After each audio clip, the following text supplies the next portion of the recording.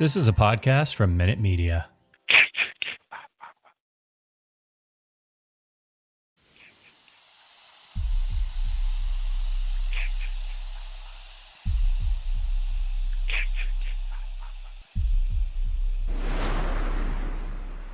Warning, the following content may contain elements that are not suitable for some audiences. Viewer discretion is advised. Hello, kiddies. This is yours duly, John Kassir, the voice of the Crypt Keeper. And you're listening to Slasher Radio.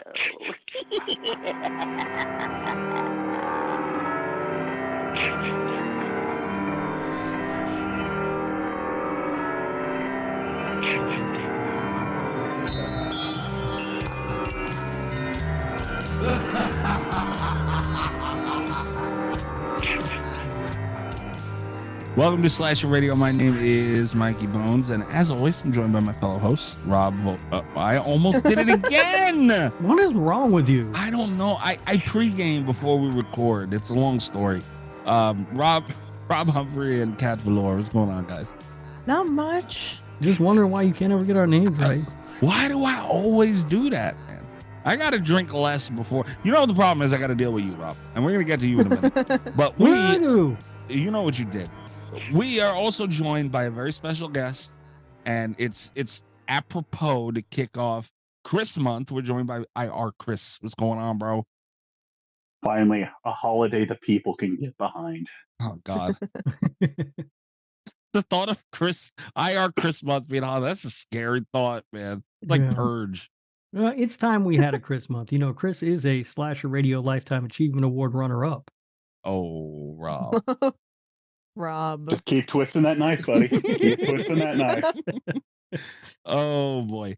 Yeah, we're here doing what was the name of this movie? Perfect Blue? Yes. Did you even watch it, Mikey? You don't know the name. No, turns out I didn't. Imagine that would be a twist. All right, let's talk about this shit fucking moment real quick before we get to let's have one of those. What? Something happened? Yeah. Some shit went down. Chris is like, let there be no secret. Chris is here to punish. And this is a legitimately good pick. Like I still haven't broken my pick of doing good movies. Well, we'll get to that. Well, Chris, all right, I get it. Okay, you do like this movie. This is a legitimate pick, understood. But it's also meant to cause pain. I mean, that's the bonus. Okay, but here we are now. Chris, I'm not going to disclose personal conversations, but Chris came on for Chris Month, and we had to let Chris pick the movie just like we did fucking Allie. And by the way, too, Velocipaster is our most listened to episode in the last 30 days. As it should be. No, that pisses me off. But besides the point, I was mad about that all day. And so now Chris is here to with his pick. And as we've talked about prior episodes, Rob really pissed Chris off with his power ranking for the Patreon. Yeah, which I don't even understand. You wanted acknowledgement for being nice, Chris. I gave you the acknowledgement. Yeah, and then there's evidence that you tried to acknowledge me, and then you move me down a rank even more. So it's like, I'm not even at the top. You took away the one accolade I like, and now we're here. But I thought you wouldn't want to be that close to the top, you know?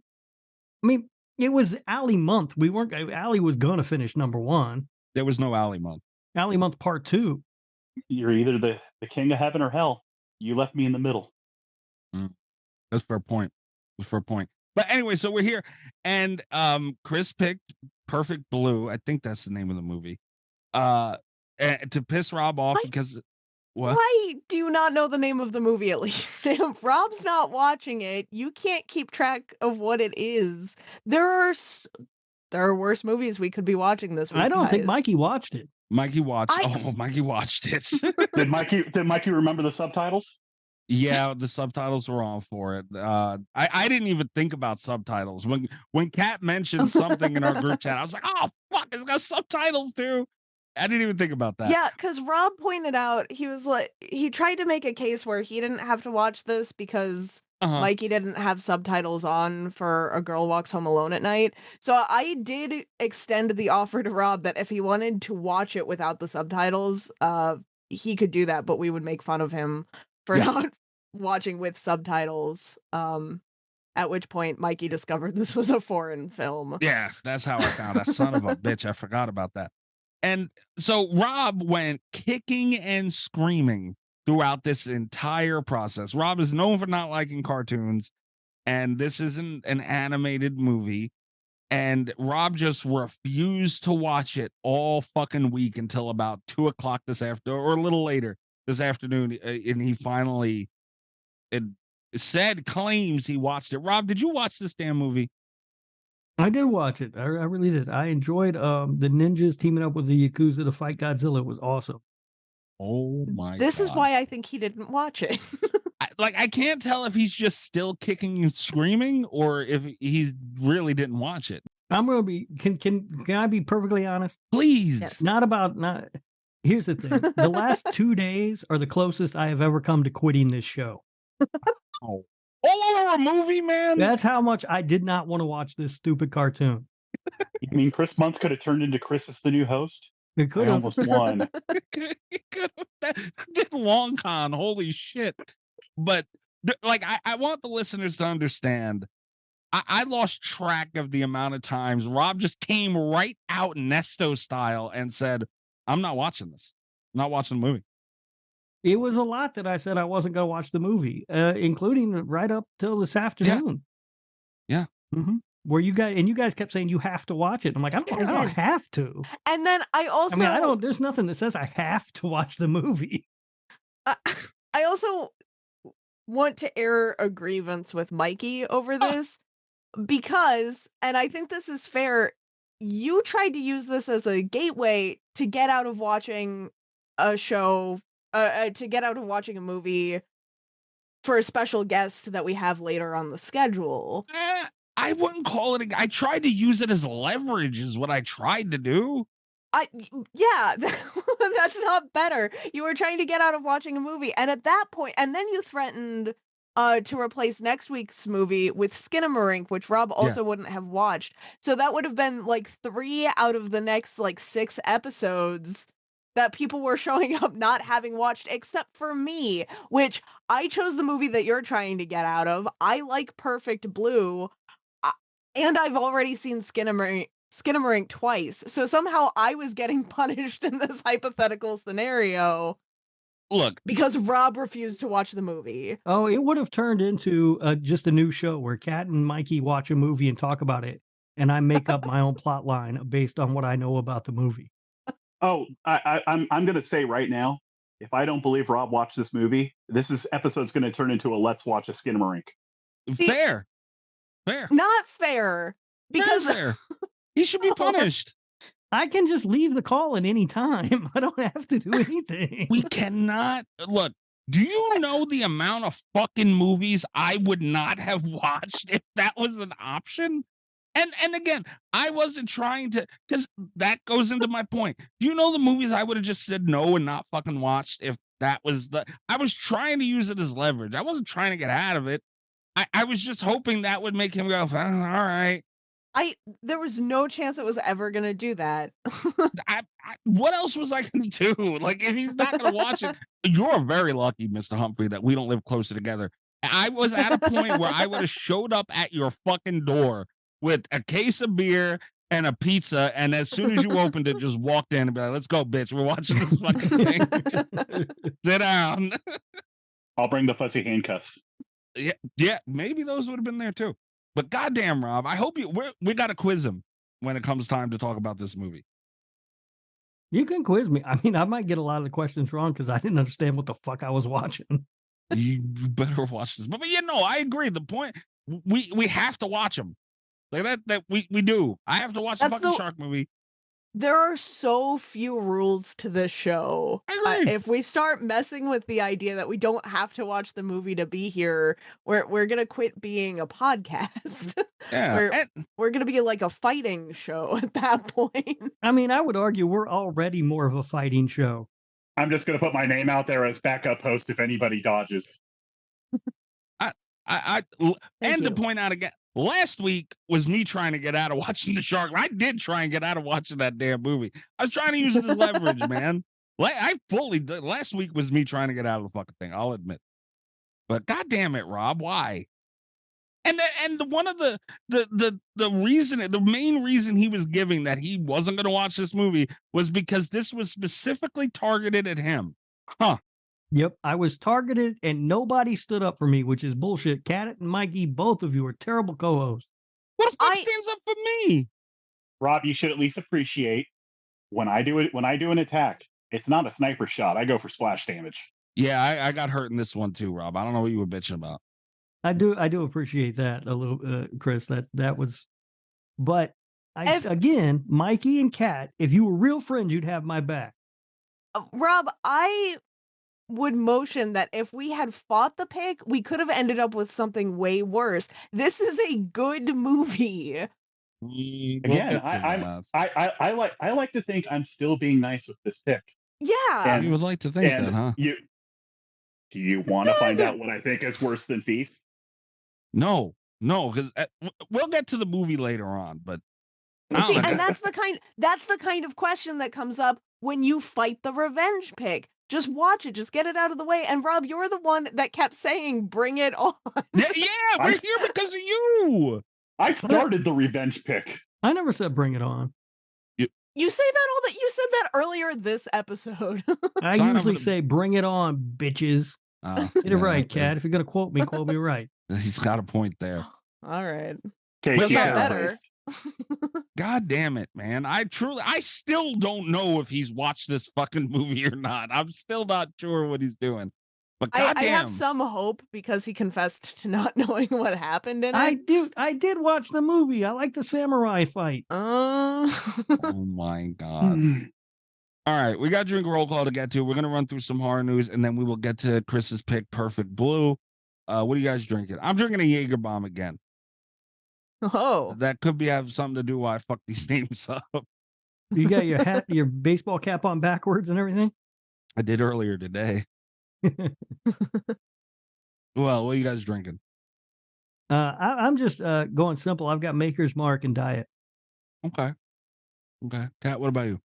I don't have photos yet because I'm still lacking some of the hardware, but I think I've cracked the code finally, and I'm ready to announce that I am drinking from this day until the end of my life. I've cracked the code on the Aussie Jossie. What the I'm hell making is them that? at home. Those are those shark drinks from Outback with the grenadine blood. God. I figured out how to make them. Nice. Yeah. And then I should also say that in honor of Chris being here, I had planned on having the South Carolina Lizard Man, but I had a busy day and I was out of cheer wine, which is something that never happens. And I did not make it to the store to get more. I thought your cats just poured it. I know. That would be ideal. When I opened up the refrigerator and saw one can left in there earlier today, I was like, "You've got to be fucking kidding me! That's never happened." I do really want to try that one also, but we don't sell cheerwine locally that I've you found looked online? so far. I've not looked online. Because they claim that they are in all 50 states, but that doesn't mean it's local.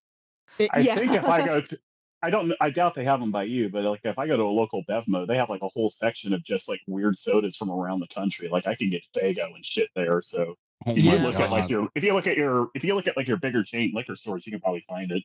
Yeah, I used to get it, Cat. When I was in Indiana, I would get it at Kroger. They had like a little section of like not weird sodas, but like sort of almost like smaller specialty sodas. It's like where they had the IBC root beer and shit. Okay. They would have it there. Was that where the Jones was also? Yeah. They'd have like the Jones. Yeah. I was gonna say, yeah, we have a few that I go to for Jones, so I'll check there next. They didn't have it at the like we have a liquor store like down the street from me. They didn't have it there, but that doesn't mean a lot. Right. And you might be able to get the glass bottles, Cat, which are the best. Ooh. The glass bottles are the best. I can't find those around here. I do like glass bottles. Because it's just like mass produced and sold around here, so it's all cans or fucking plastic bottles. Those are the ones I got. Yeah, those things kill. Yeah, that was. Although the next time I get cheer wine, and I will get it again, I am gonna go for the cans just because I get more of it. Like those glasses, I had to buy 2 6-packs of the glass, and they're expensive. Yeah. Yeah. So, all Yeah, I right. used to run into that too. And then my kids started liking it, and that's kind of why I stopped buying it when I was in Indiana. Because it was kind of pricey, and then he'd fucking drink them all. Fucking And then kids, man. Came down here, and I was like, shit, it's everywhere.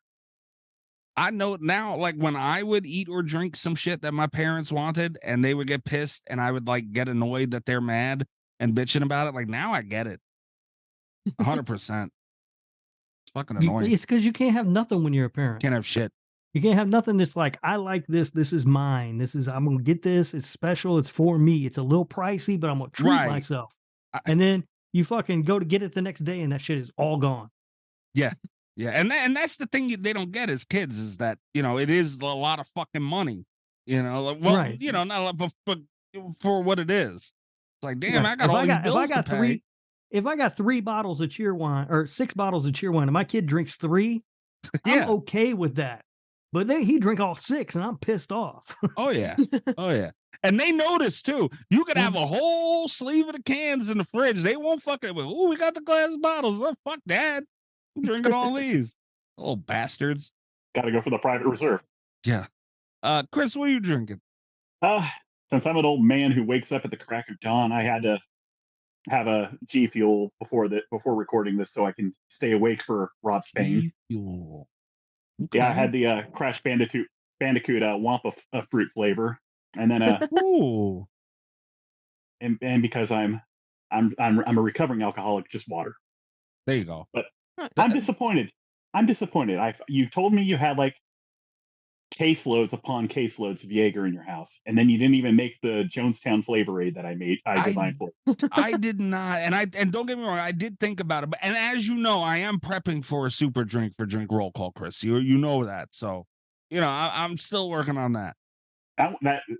The design phase of that's going well, I think. Yeah. Oh, absolutely. Yeah, Rob, Chris and I are colluding to make a super pink lemonade drink one day. Oh, God damn it. So everybody listening knows, Rob sent me a picture of the Smirnoff pink lemonade. He was like, after you walked into a store and seen this and thought a grown man should drink it. Yeah. Fucking pink color bottle with the goddamn trees and shit on it. What the fuck, man? Palm trees, Just you wait till you see what we're cooking for Mega Mikey Juice. Oh, Rob, you're going to fucking hate it. But it's going to be good, though. I can't wait. I'm sure it's going to be good. I've never doubted that the things that you drink are good. It's just something that a grown man's not allowed to drink.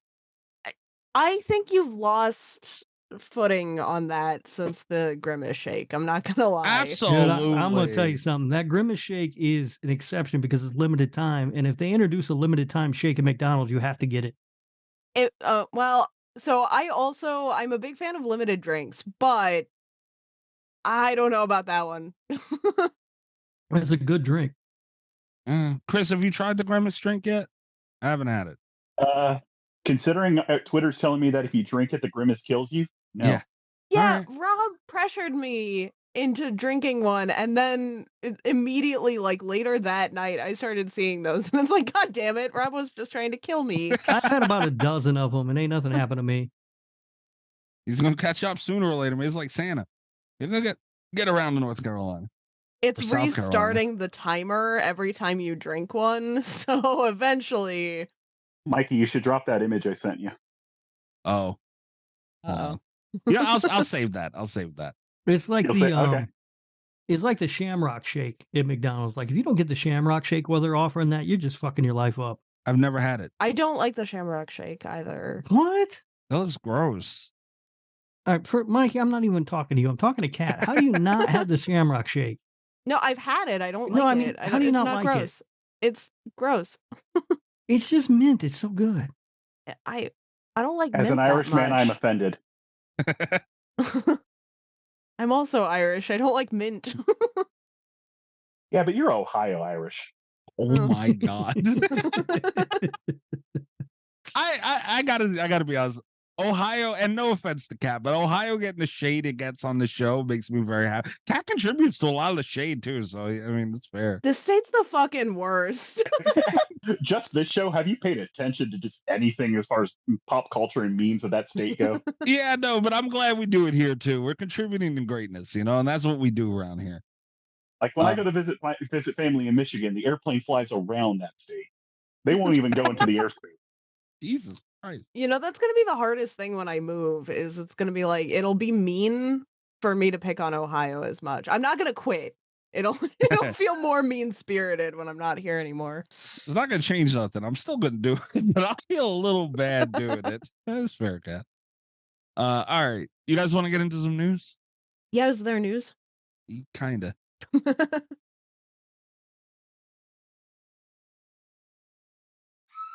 It's time to hump the news with Rob Humphrey. He's not a genius.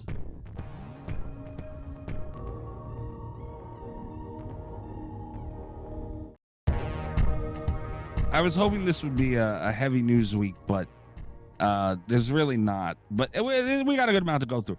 The first thing I wanted to talk about was the clown from the Poltergeist, film used clown, sold at, I believe we talked about this auction in a previous news segment. It sold at the auction for over $650,000. Ooh. That is dumb. That is I wonder how much the crazy. clown from Scary Movie 2 would go for. I'd pay more. Uncle Ray Ray's got a game. I would go for that one big time. But Jesus Christ, man, I seen on Twitter too that I think it was part 7 Jason mask went for like 75 grand or something. Ooh. Yeah, man. I need that Jeff Bezos ex-wife money. Oh, hell yeah. Fuck. DM her, Kat. Maybe she'll. There's a lot of shit on this list. I don't think we need to go through all of it. Oh, a Batman Michael Keaton bat suit on display. Oh my God, from Batman Returns 1992, sold for $137,000. Poltergeist clown went for more. Really? Jesus, I'd rather That's have the Keaton surprising. suit. I'm surprised the bat suit didn't go for more. yeah. I mean, just movie prop and it's fucking Batman. I know it's like a display thing that people put in their house. You know, you set it up and you display it on like a fucking mannequin or I'm you know, wearing that shit. whatever. Yeah, I was gonna add I'm that's the Batman. hypothetical. Are you putting that fucking thing on? You are, right? At least once. I picture Rob walking around in the house in a bat suit. I might take that motherfucker to the grocery store. Right? The funniest thing of it all is Rob, you know he's gonna be butt naked underneath the suit. He ain't gonna have no drawers on or nothing. If you're gonna be Batman, you know? He's just gonna baby oil up and slide right in. Jesus. Also worth mentioning, I forgot which episode we mentioned it on, but the hat, a film used hat from Jurassic World Dominion, the Sam Neill's hat. It ended up selling for $112,500. No, I would have given $10 for that thing. That movie sucked. Oh, come on. But They it's would have had to still- pay me. Yeah. They had remote control raptors. That movie sucked. I think you could go to Universal Studios and get basically the exact same thing for like $20. Yeah, but it's Sam Neill though, guys. Be a little, come on. I like Sam Neill. I don't have a problem with Sam Neill, but I don't want nothing from that movie. Uh, Movie about locusts. Now, if it was like his spacesuit from like Event Horizon, now we're talking. oh yeah, I want the, I'd want to be honest. I'd want the hat more. That's right, I said it. What? Why? I don't because it's Sam Neill, dude. I know Jurassic Dominion sucked. Yeah, I'll admit it, but it's still Sam Neill's hat, man. Here's the question. Would you rather have something from Dominion or Possession, Rob? Specifically, I guess. Well, something from Possession. Yeah? Yeah, because Dominion sucks. And I'm never, ever gonna... I didn't understand Possession, but I'm never, ever gonna forget it. That's fair. Yeah. I mean, in defense of Mikey, he is the resident dinosaur guy, so it does make sense on a Yeah, I on love his fandom dinosaurs. level. Yeah. But what's the best movie hat? Like, if you could buy a movie hat, what would it Ready. be? Freddy's. See, I was thinking Indiana Jones. Oh, get out of here. Indiana Jones is a good hat. That's a good. That's a solid like fedora or whatever. Is that a fedora that he wears? I don't even know. I If wish I knew Freddy's about hat him. from if Freddy's hat from New Nightmare came out, Mikey would probably be mortgaging everything he can get his hands on. Yeah, that's a good hat. Also, they had a Gremlin puppet from Gremlins. Okay, the original, and it sold for almost 94 grand. That went cheap, I feel. What about the Three Amigos hat? One of those big sombrero things they wore. What the hell's wrong with you, man? Would you get one of those? That would be cool. No. I mean, it's a good pick. Like, you know, at least it's a popular It's an movie. Iconic Well, hat. Yeah, Yeah, I'd wear and that. it's just as distinct as Sam Neill's hat, which is basically just a funny looking sombrero. Yeah, I think I would want the Steve Martin one though. I don't want If you had to pick one of them, Yeah, I don't want to walk around in a Chevy Chase hat. Good call. What are Some we bad doing here? juju in that hat. if I had to pick one, I mean, it's more of a helmet, but dark helmet from Spaceballs. That's a good Ooh, one. That's a good Very one. good one. Yeah. What about Art the Clown's hat? That's a dub. Honestly, Mm, that might the be the cl- one the I cl- chose. Yeah, The clean or the bloody one? That would the affect my bloody choice. one. The bloody one. Oh, then that would go higher. Yes. Yeah, absolutely. Rob, would you Yeah. wear the Art the Clown hat? I don't know if I'd wear it, but it would be kind of cool to have.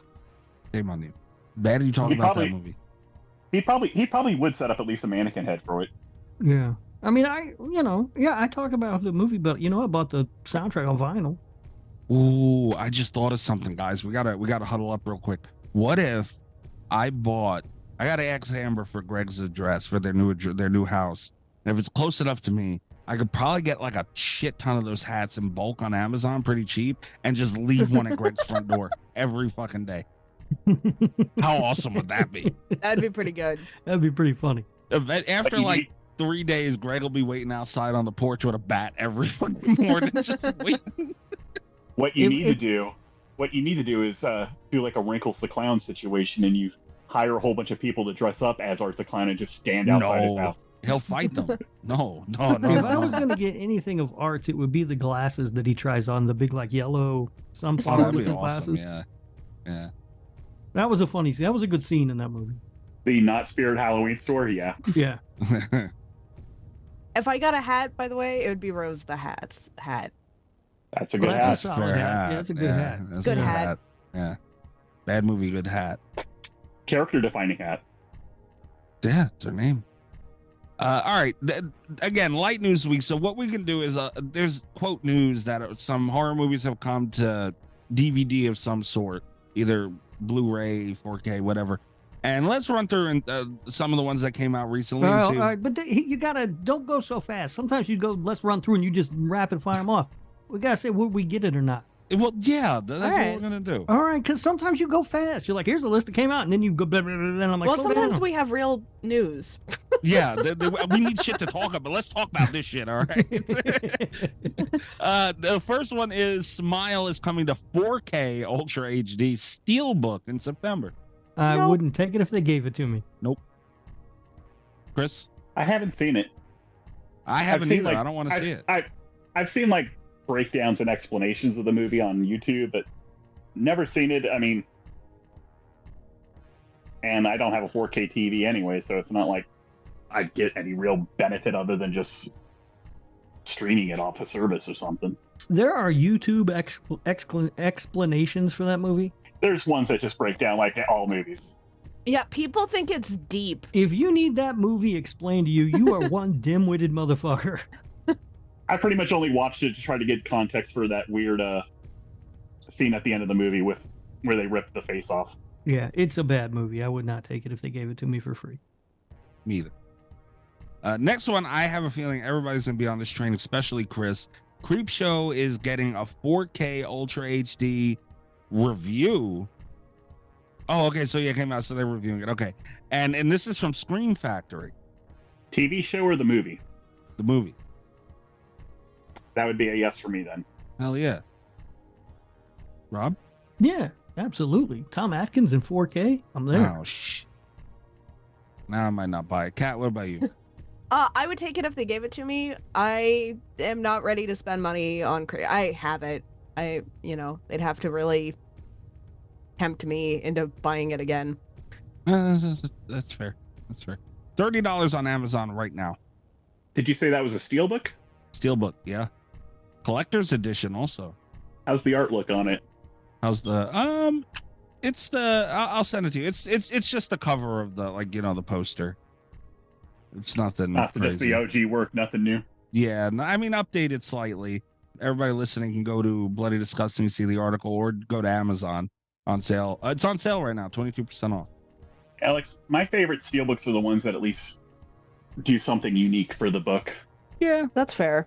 Yeah, I have a Texas Chainsaw steelbook. I like it a lot, and Terrifier too, Rob. I don't like steelbooks. I know you're a hater, man. All right, what's the next one? Oh boy, Tim Burton's Sleepy Hollow is getting a 4K Ultra HD upgrade this Halloween season. Last good Tim Burton movie. I don't think I like it enough to buy it though. I've only seen it once, so I'm having a hard time remembering if I liked it or not. I'd rewatch it again, but I'm not sure if I'd go pay collector's edition prices for it. Let me see if I can get you a price. Oh, you can pre-order. It's a pre-order. Is up on Amazon. $25. Well, 26. This economy. $26. I would say that the I bet the 4K it looks great because if I remember correctly, and I haven't seen it in a long time, it's a really good looking movie. It's a good looking movie. I will say I have the DVD and I don't think I've rewatched it since like middle school. I would not get this as a steelbook. The cat hasn't seen it in at least 3 years. God damn it, Rob. All right. It's just not one I ever feel like rewatching. That's fair. And there is also an Evil Dead Rise 4K Ultra HD Blu-ray and digital. I'm in. Yeah, $28. Not bad. I don't think here'd be my deciding question on that, because I already own it on digital. Does it come with a decent amount of special features? I don't know. Well, I will definitely be picking this one up because I own all the other ones in 4K, except for 2013. I don't own that one. You have a 4K TV? Yeah. Okay. Because I have 4Ks. I don't have a 4K TV. Why don't you get a 4K TV? Because my TV works fine. All right. But you got to get is an Ultra HD monitor that does 4K, Mikey. I just bought a Yeah, new redo monitor. your monitor setup. Fuck you all. God damn. My computer's running fine too, by the way. Thank God. I honestly think my drivers were just out of date, and that's what happened. Thank God. I'm good now. All right, yeah, I'm probably gonna get Evil Dead Rise 2. That shit fucking great. Okay, Spirit Halloween. 'Tis the season, I guess, where this stuff's coming out and starting to be promoted, which is great. They released that. Screw you, Chris, too, by the way. They released new animatronics that include a Leatherface, which is dope. A couple of killer clowns from outer space. One of them's over 7 feet tall. And a Crypt Keeper, which Chris was nice enough to show me on Twitter, which is retailed for $400. That sounds like a pretty good deal.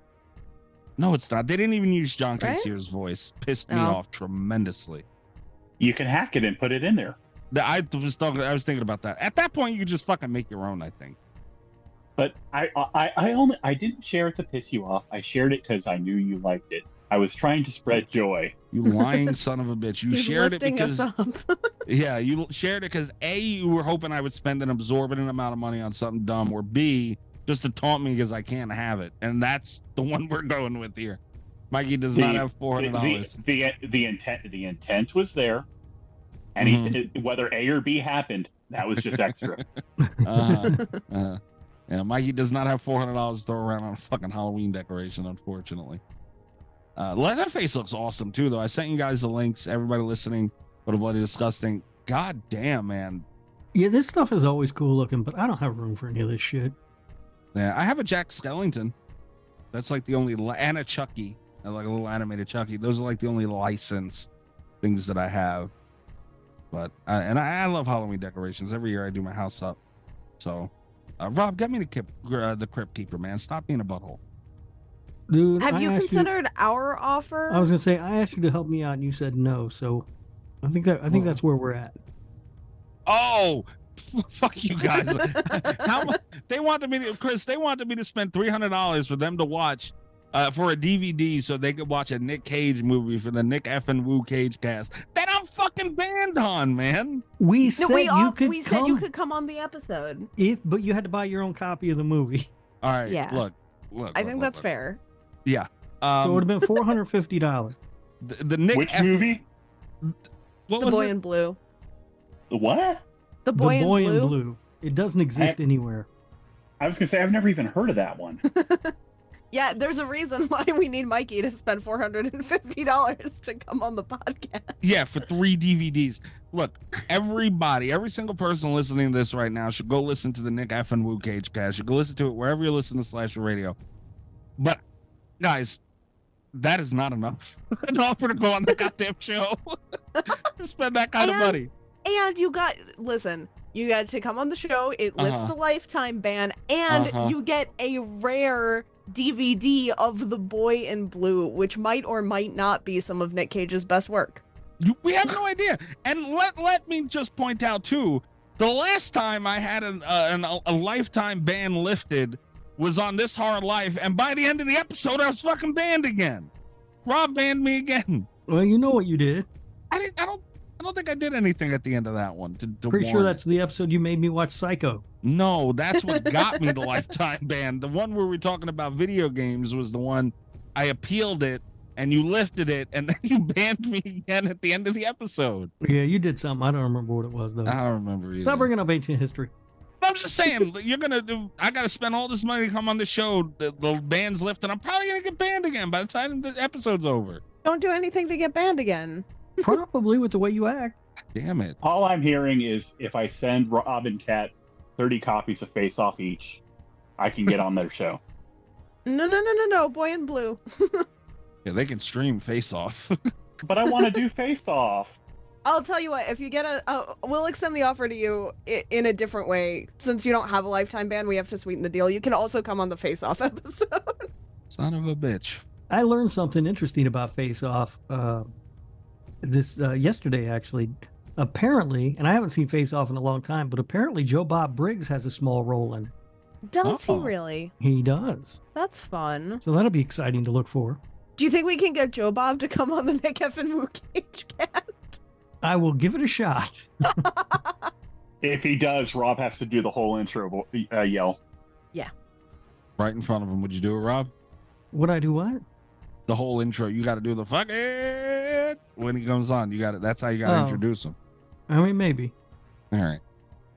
What the hell is the next thing? Squid Game season 2 has been confirmed, announced, all that stuff. They released the cast. I don't know who any of these people are. I'm going to be honest with you. Sure, they're very talented actors and actresses. You guys excited for Squid Game 2? I didn't even I'm finish excited season for 1. Squid Game 2. I didn't either. Chris? I gave up Netflix before that came out, so I haven't even seen the first one. Wow. Weren't they supposed to be doing a reality show based on that? Did that ever come out? It did. Mr. Beast did one. He also did one. Really? Yeah. His was better by like a lot. Yeah, Need I just Mr. Beast money. I think I watched 1 or 2 episodes and I don't know. I just couldn't get into it. Like I didn't give a shit. You kind of have to be a fan of the death game genre I thought to it was really get cool. into like those. I mean, we can ease Rob into it. I mean, there is Battle Royale. Oh, I've seen Battle Royale. That movie fucking rocks. Then I'll have to go even more dank with the pick then. Oh, great. So we need more dank picks. Hunger Games. Oh. But yeah, I haven't finished season 1 yet, and it's not that it was bad. I just never got around to it, and I didn't think it was that clear.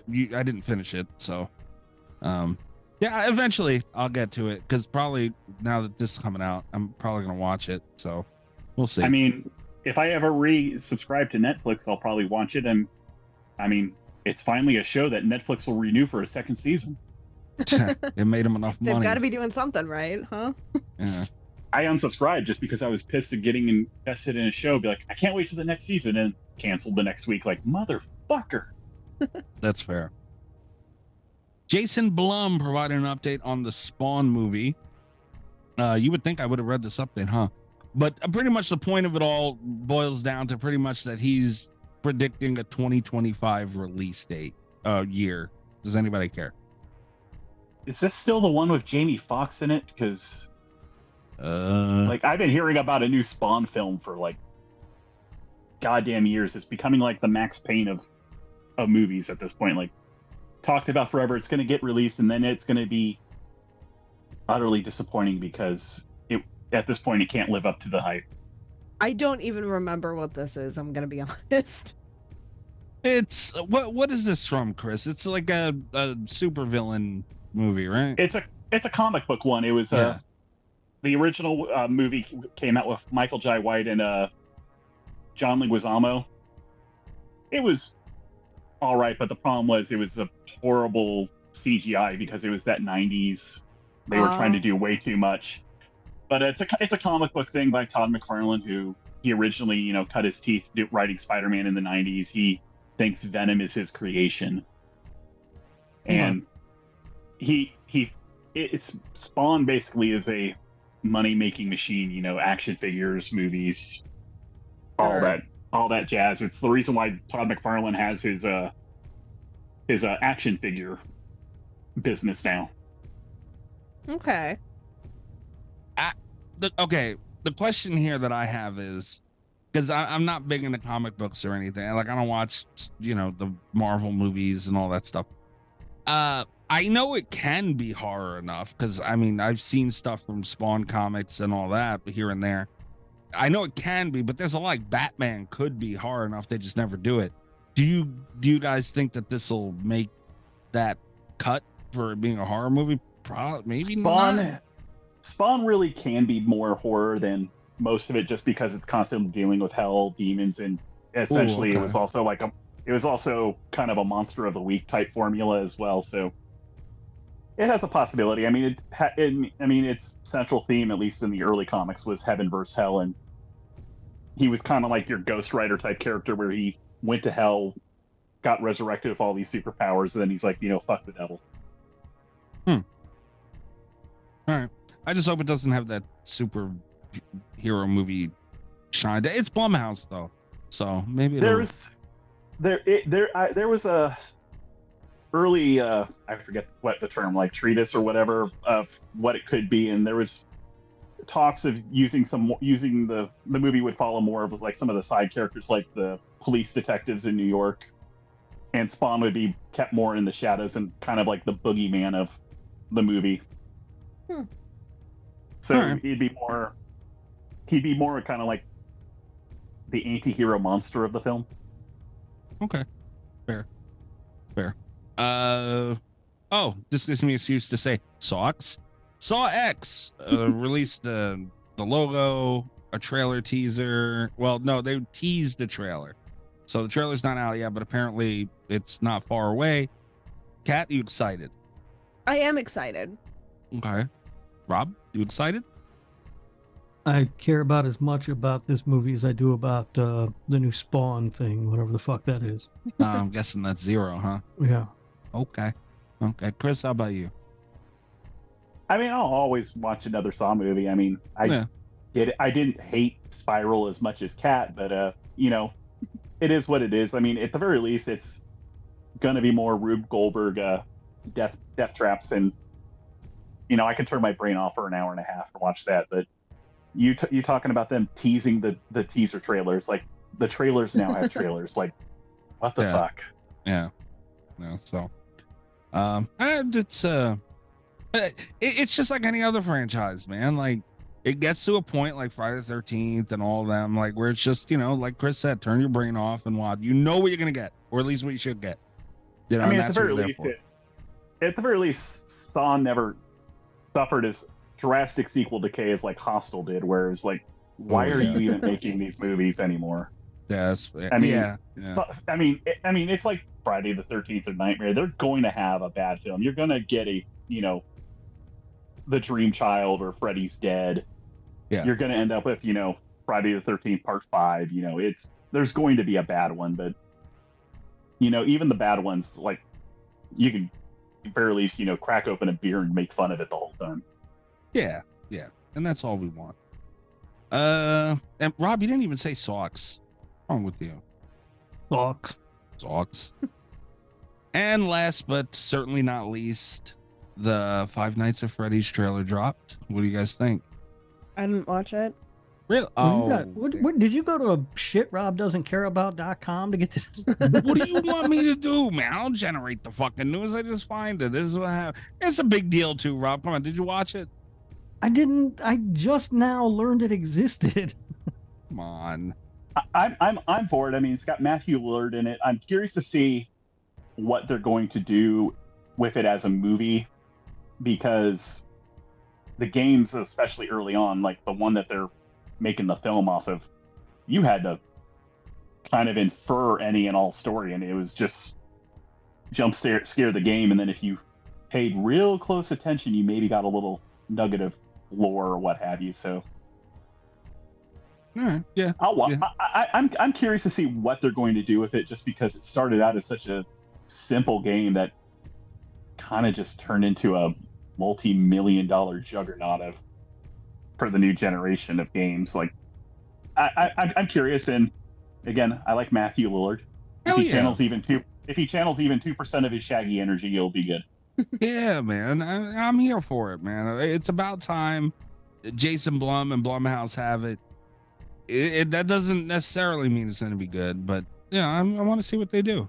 It's not going to be better than Willy's Wonderland. We're all wasting our fucking time. It could be. It won't be. No, it couldn't be. I'm not in love with Willy's Wonderland to the degree that you guys are. Willy's Wonderland was great. I'm not sitting here saying it's not, but I'm not in love with it like you guys were. I'm just going to start inferring my own storyline to the Five Nights at Freddy movie, and Stu survived Scream 1, and then he went and opened up a pizzeria. He opened up his own Chuck E. Cheese. That'd be a dope concept. Yeah, I said it too, by the way, about Willy's Wonderland.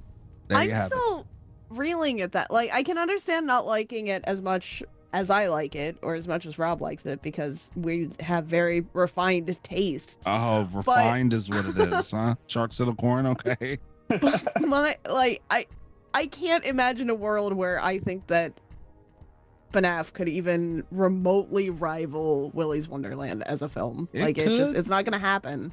And I kind of jokingly said, like, everybody was so hungry for a Five Nights at Freddy movie for years, and Nicolas Cage is like, you know what, fuck it, I'll do it myself. Yeah. That's kind of what happened. And his will have cleaning montages and dance scenes, and that's all we needed. And the strangest thing is, that's what I was going to say. Like, the strangest thing is, you made a Nicolas Cage movie, but there's no Nicolas Cage dialogue. Like, which honestly is perfect for a FNAF movie, because you play, the silent protagonist. Yeah. It's weird. It's weird. Like, you look at those Nick Cage movies that came out, like Willy's Wonderland, Mandy, and then Color Out of Purple. It's like the dude just decided, like, you know what, fuck it. Nobody's making a Lovecraft movie, I'll do it. Nobody wants to do a drug-fueled revenge movie, I'll do it. It's hard to pick the best of those three movies, but Mandy is maybe my favorite of those three, but it's all close. Those are three really good films. He put, like, his fuck it, like, retirement years, he'll do what he wants era. I'm all for, just because at the very least, looks like the dude's having the time of his life doing it. Yeah. Well, we'll see what they do. That's pretty much what it comes down to. The trailer looked good, man. Trailer looked really good. The animatronics look a lot better than I would have initially thought. Yeah, it looked great. Like, set design and the effects. I don't know how practical the animatronics are in that movie, but they look real good. Didn't what's his name do them? The Jim Henson Studio did animatronics. Yeah, so how practical they'll keep it, we have to see, but I would imagine they're pretty functional. Well, let's just hope nobody fucks them puppets. Nick Cage did. Stop it. That's why he was in Willy's Wonderland. We know about Nick Cage and the puppet fucker. And that's why you're lifetime banned. I'm just saying. Give us $450. Yeah. Willy's Wonderland. He looked at that chameleon and he's like, "What that tongue do?" The tongue do go. This. All right, that's all I have for the news. Do I have to hit my fucking button? Hit the button. God damn it. Crazy Indian, get the fuck out of here! You! Go ahead, go back to turning tricks in Hoboken, you pain in the ass! Chris, are you familiar with turning tricks in Hoboken? And part of the seats I've gone is, Michigan and Florida. Like, I don't know what the fuck a Hoboken is. It's in Jersey. It's dirty in Hoboken. This is the Gabagooli Mystery Corner where our listeners Wait. Isn't Hoboken the home of Frank Sinatra? Is Frank Sinatra from Hoboken? I don't know. If he is, I'm very disappointed. Let me look. Hold on. I thought that was just like the capital city of the homeless people. He was born in Hoboken. That's shameful, man. I love me some Frank Sinatra now, but Hoboken, no. Guy I used to work with at a radio station, the morning after Frank Sinatra died, got so much trouble because he went on these old dead eyes. Oh, my God. Come We got on. lit up with phone calls. People I were would pissed. imagine. Jeez. But yeah, this is the Gabagooli Mystery Corner where our listeners send in anonymous Italian memes for no other sake than just for me to react to them on the show. So here we are. Or to celebrate your heritage. That's not what they're doing. We are having some technical difficulties right now because Twitter is not actually letting me send DMs, apparently. Are you rate limited? You rate limited on I'm your rate DMs limited now? for Oh, DMs. no. I don't know. I'm getting a notice that keeps saying Maybe like if you it's guys not wouldn't have sent. sent so many goddamn DMs to me today, that wouldn't be a problem. Maybe if you would have watched the movie. Yeah, that's the point. Do you have to do Discord, maybe? Yeah. It's not letting me do this on the desktop either, but we're gonna go ahead and boot up Discord real quick. Because we can't go a week without Gabagool memes. Yeah, I was gonna say we don't have to do all this. We could just skip it one fucking week. Well, but it's someone's favorite thing. I don't care. Well, God I mean, damn. since you I already can- called me out, I was the one that named it. Yeah, you did name it, Chris. You did. So for Chris Month, we have to do. Right. Good Wonderful. call, Chris. Yeah, thanks, Chris. I can fill some time by letting everybody know that Tony Danza's daytime talk show ended in May of 2006. The last live episode actually aired on May 26th of 2006. Who cares? What? So You came from out of nowhere with that. that's a little Tony Danza fun fact for you. Now, we did have, this was anonymously sent in. What? Yeah, that was sent in anonymously. And I'm also going to send that to Chris so he can see it because he's not in our group thing. And then we also we got another Tony Danza submission anonymously that I just also sent to you guys. There's something. What the fuck is this? Chad knew that the best way to earn street. What? Oh, to earn street cred, as you see the other line, was to show people who's the boss, and it's some schmuck Microsoft spray painting a picture of Tony Danza on a wall. I don't like this at all. Yeah. Why are we doing this again this week? I told you no more. but he had to fill some time. I did. It I had is to on fill some Discord, time. by the way. I had to fill some time. Discord? Well, hold on. Yeah. Wait. Before we move on. Well, Twitter is frozen for me, so. Before we move on to the Gabagooli mystery, we shouldn't even be doing this fucking Danza thing. Let me tackle this one. Also, by the way, fuck you, Allie. Huge clown penis. Stop making these. The text is too far away from the fucking right wall. You didn't even change the text color again. You're lazy and shameful. Stop doing this. Don't contribute to evil. It's anonymous, Mikey. It's not anonymous. I know she's doing it, and enough is enough. What if I told you it was me? I know it wasn't you. Although some of these I strongly believe are possibly you, Chris. So we could have a culprit literally joining in on this segment, which is ridiculous. But to contribute, because I had a fucking funny feeling that you weren't going to listen to me, just like you always do with this damn thing, no more, and you were going to do it again this week. Somebody was nice enough to contribute this. Okay. And explain that one, Rob. Okay. I think They're about to get smote by the patron saint of Italians. Yeah, right? this is, I mean, I'll be honest with you. This picture to me is a hate crime. What? It's a hate crime against Italian Americans. It's attacking the patron saint of Italian Americans. He's not a patron saint.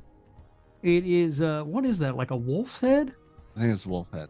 Wolf That's head. the Insanity Wolf meme. The what? Insanity Wolf. Insanity Know your wolf memes. meme. Whatever Know the your fuck that memes. means. I have no idea. And it says, fuck Tony Danza, I'm the boss. Yeah. That Yeah. is unfortunate, and I will be contacting the FBI about this hate crime. You can contact who you want. That's a beautiful thing. Anti-Defamation League, the Italian Anti-Defamation League is going to want to know about that, I'm sure. Mm-hmm. Mm-hmm. The memes, by the way, we describe them on the show. They go up on Patreon. So. And also one is floating around in the Discord now. So. Great. Yeah, there's one in the Discord now, apparently. What the Yeah. fuck? Because Twitter hates me. Native Italians are so fine. And there's an emoji. And this is French. What the hell? It's like it's some dude. Oh wow, there's a lot of Capishans here. I didn't even. There's some dude. They're all over the place. This is going to be a struggle to explain. He's wearing a scarf that looks French. I don't know why it looks French. It just looks, maybe because of everything else. He's wearing a French hat. I don't even know what kind of hat that is. I'm sure I think that's a beret. Isn't that a French hat, Cat? Is that French? Yeah. It's a French. He also fucking- has a wine and baguette. Yeah, exactly. Yeah, Well, he's that got could be Italian bread. It could It be could be Italian bread, Italian but it bread. comes across as a bag of baguettes, which is French. And he's also holding a glass of wine, but he's holding the baguettes and the wine with capiche hands facing different ways. Mhm. And his neck and head is also a capiche hand. He looks like a fucking duck or something. It's literally a hand. It's not like a head shaped like a hand. It's literally just a hand. Doing the capiche hands. Whoever did this, I hate you. I hope something not bad and terrible happened to you, but mildly discomforting happens to you in the next 24 hours. Along with diarrhea and explosive flatulence. I hope all of that happens to whoever submitted this. Yeah. Wow. And also, I just want to say real quick about the fuck Tony Danza thing. I know that we play around and this seems like it's a goof, but Tony Danza is a revered member of the Italian American community. Again, the patron saint, almost like a religious figure. So when we make fun of him like that, I mean, that's hurtful. Doing this segment is A, making fun of him, and B, making fun of his heritage, and making fun of Italian people. He's not a patron saint. He's just a fucking dude that happens to be Italian, like me. I'm not a patron saint. You, sir, know Tony Danza. Be that as it may, but it's still not, he's not a patron saint. Jesus I think Christ. I would know, Mikey. Oh, yeah, you. Mr. Culture over there. God damn it. You know what, though? We do have a Huckleberry Humphrey Hillbilly Hoedown, you son. Oh, of a- good. Oh. Yes. Similar to the Tony Dan's, not the Tony Dan, I hate it so much. The Gabagooli Mystery Corner. These are submitted anonymously from our listeners. Again, the images go up on Patreon. We describe them on the show. Patreon.com/radio. There you go, Rob. All right. This one's pretty good. You know, it seems like every time we The get one of these, ingenuity again. it comes up that the redneck ingenuity is undefeated. It's just unparalleled. Now this is it's the caption is redneck power windows, and it is a what I'm assuming is the door of a pickup truck. Why's it got to be a pickup truck? It's just well, I mean, look at it. Is open, and it has it looks like so it at some point had one of the old crank windows, right? Kat, you're super young. Did you ever have to roll your windows down like that? Oh yeah. Okay. Those things suck. My dad owned like an old Toyota. Because I think there are some kids, not like my kid. I don't know if he's ever had to fucking roll his window down. He's Mine always just hasn't. pushed a fucking button. Yeah. Yeah. But it has one of the old roll them down windows. And as is anybody who ever owned a car that had one of those style windows has run into at one point or another, if the car was older than, like 5 years old, the fucking handle broke off on this person. Mm-hmm. But again, redneck ingenuity, undefeated. They have installed a drill on the little fucking whatever that thing is that turns. So you can roll the window down. I assume they've got it just set so you could just press the trigger on the drill and that fucker will just roll right down for you. It's literally a power drill stuck into the fucking side of a car door. Yeah, and then if you reverse the way the drill spins, you fucking roll it right back up. That motherfucker go up quick, won't it? Yeah. I mean, I got to be honest with you. My parents weren't that smart. We had to do the thing, like try to hold on to the handle. Like the handle's right there. You got to put it on there and try and keep it on while you roll it up. Push it and turn it at the same time. Yeah. And God help you if you lost that fucking handle. You was fucked. You had pliers on that motherfucker. Oh, yeah. Yeah.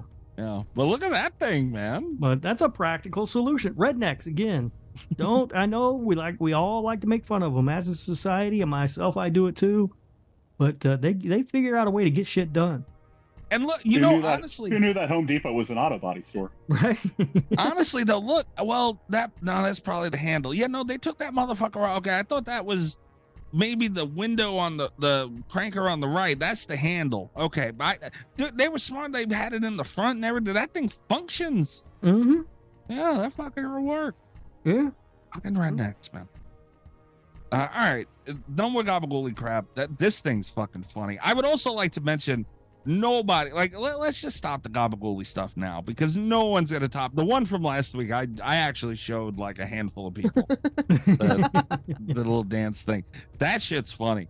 No one's ever gonna top that. So just stop trying now. That shit was hilarious. But we're gonna take a really quick break, guys. We are going to be back with the movie pick for this week, thanks to EYERCHRIS, 1997's Perfect Blue.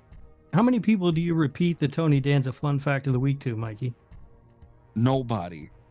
All right, I'm going to make another drink real quick. Yeah, me too. I'm going to be right back quick, guys. Rob, don't touch nothing. The hell am I going to touch? Yourself. Oh, I can't even do that? It's going to be a boring show. You just got to oil up beforehand.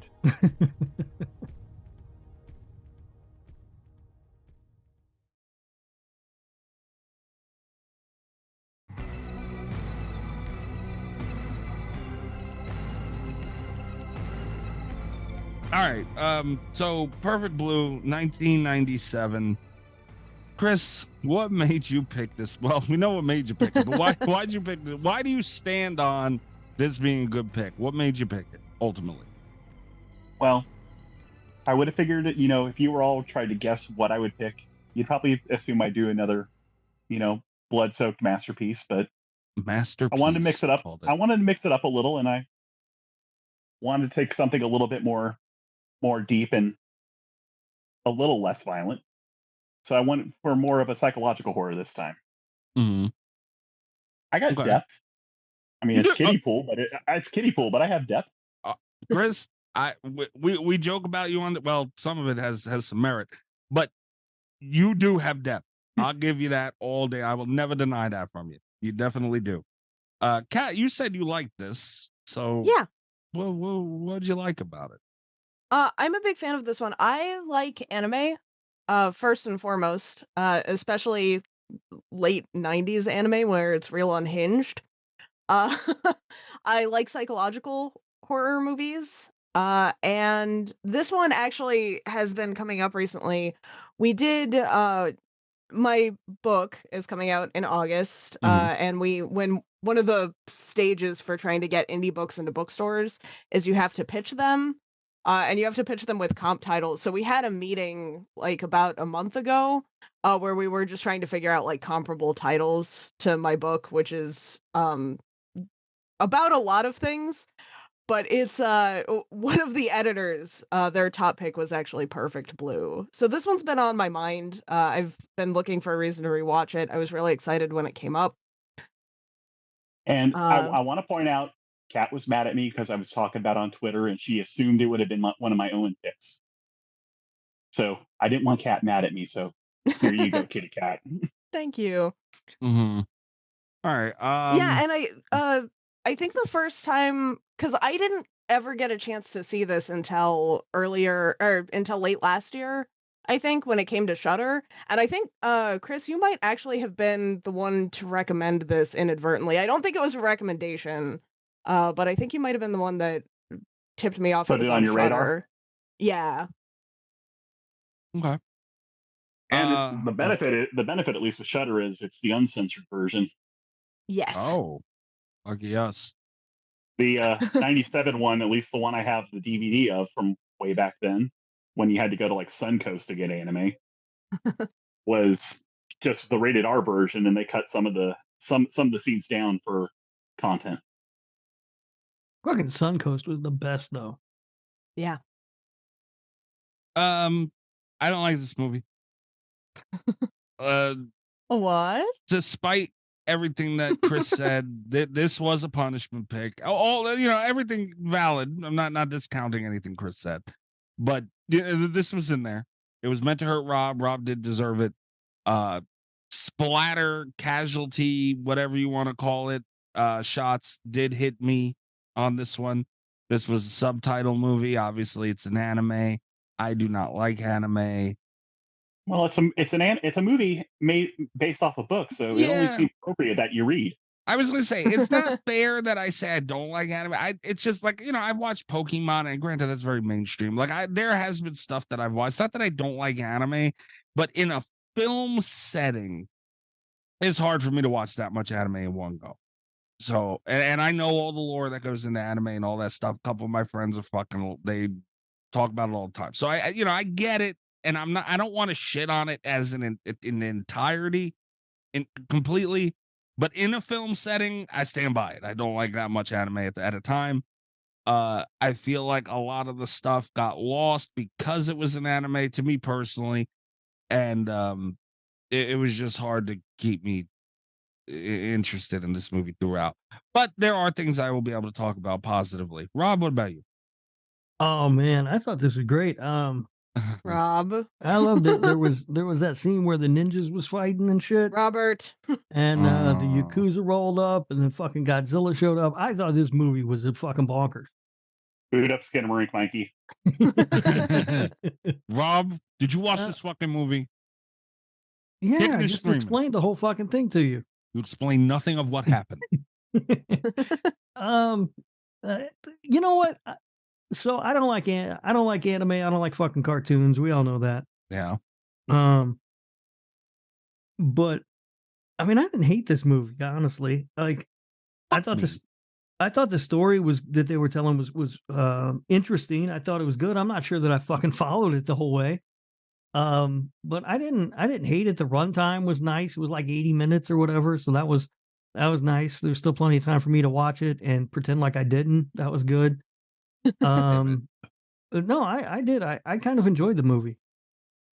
Chris, you happy? You fucked me in the long run. How do we end up here? Where's me again? But you got to have all the fun of forcing Rob to watch a cartoon. No, I got to argue with Rob about watching the fucking cartoon for about a week now. Not a week. It was like really the last couple of days. But you hiked it up the last couple of days. You mentioned it for at least a good 5 days. I mean, I maybe floated the idea a little bit. And we were not about to argue with you at that point. This is really funny because you called this. Yeah. Rob, you said Rob also called this. He said last time we recorded that there was a pretty good chance that you were gonna like it less than he did. And here we are. Yeah, so I had never heard of Perfect Blue. Again, there's no fucking reason why I would have. Until about, I want to say maybe 6 months ago or so, a handful of podcasts that I listened to started talking about this movie. So I don't know if that's like when it landed on Shudder. That might have been when it landed on Shudder. Or what, but all of a sudden, I mean, over the last 6 months, I'd say there's been 2 or 3 podcasts that I listened to that have talked about this movie. So it was kind of on my radar anyway. I was never going to watch it because it's a cartoon and it's just not for me. But yeah, I mean, I didn't hate it. I didn't love it either, but I didn't hate it. Son of a bitch. Shout out to Jinx too, by the way. Jinx did, I believe this was an Omen pick before. and he's mentioned it a handful of times. So I know Jinx is happy, and as always, I'm the only one unhappy. Is Jinx the one who unseated Chris as the worst patron this past? Yes. Yeah. I thought so. Why'd you have to bring that up again? I'm just throwing it out there. Heard that, Chris? Taking notes? This is how we get Skinnamarink. Oh, Skinnamarink wouldn't even be in the top 20 of my bottom. All right. And I don't even think it's a movie.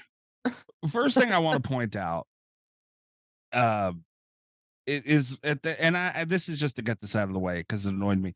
At the beginning of this movie, they were at the concert, and some guy was being a dick, and they started beef with that sloth dude, whatever the hell his name, whoever he was, and then the crowd. Okay, and then the crowd gets mad at him, and they start throwing shit at him, and then like they're throwing the crew of hoodlums, whatever the fuck you want to call them, they're throwing shit back. So the funniest thing about, like, where did all that shit, like, they just started picking up the shit that people were throwing at them, and they just were throwing the same shit back and forth at each other. That was one of my first notes on this movie too, Mikey. Why the fuck is this concert crowd so violent? They're at a girl group pop show. What the fuck is going on? And it was all grown men there. It was nothing. They weren't like teenage girls who are usually liking, music like that and all that stuff. There's a crowd full of mostly grown ass men at this concert. Annoyed me. Throwing the same shit back and forth at each other. It's ridiculous. But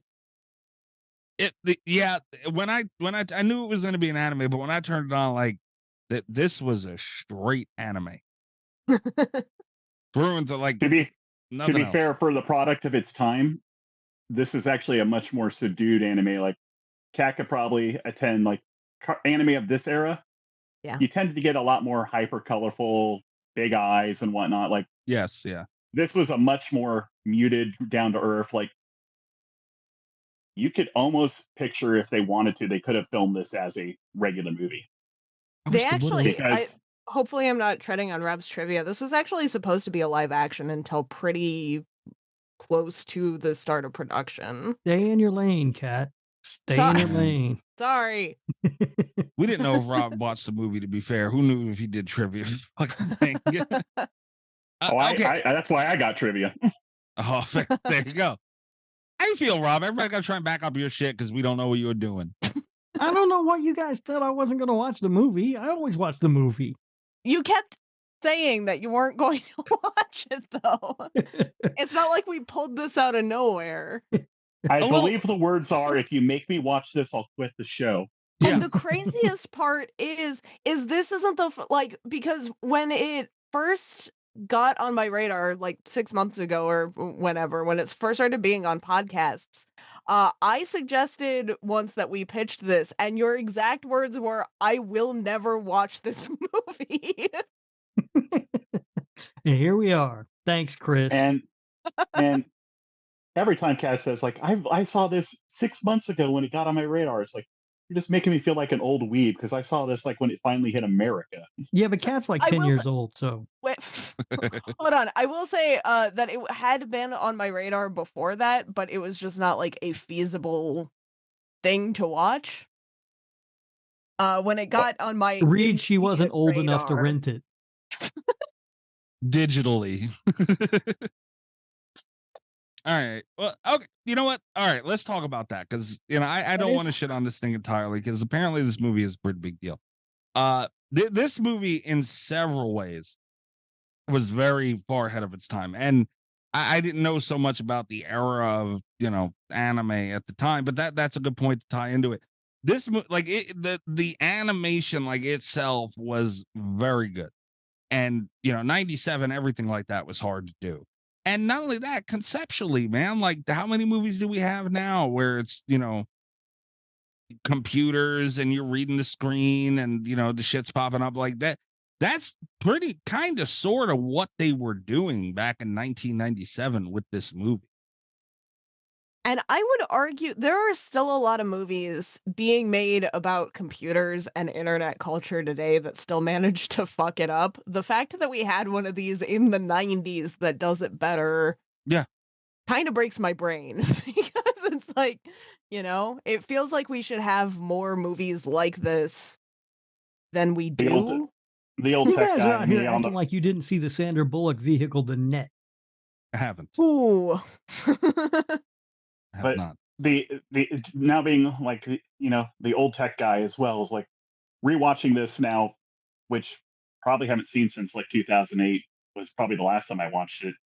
Just noticing her using like a really old school Mac and the Netscape browser. It's like, man, I don't even think that company's around anymore.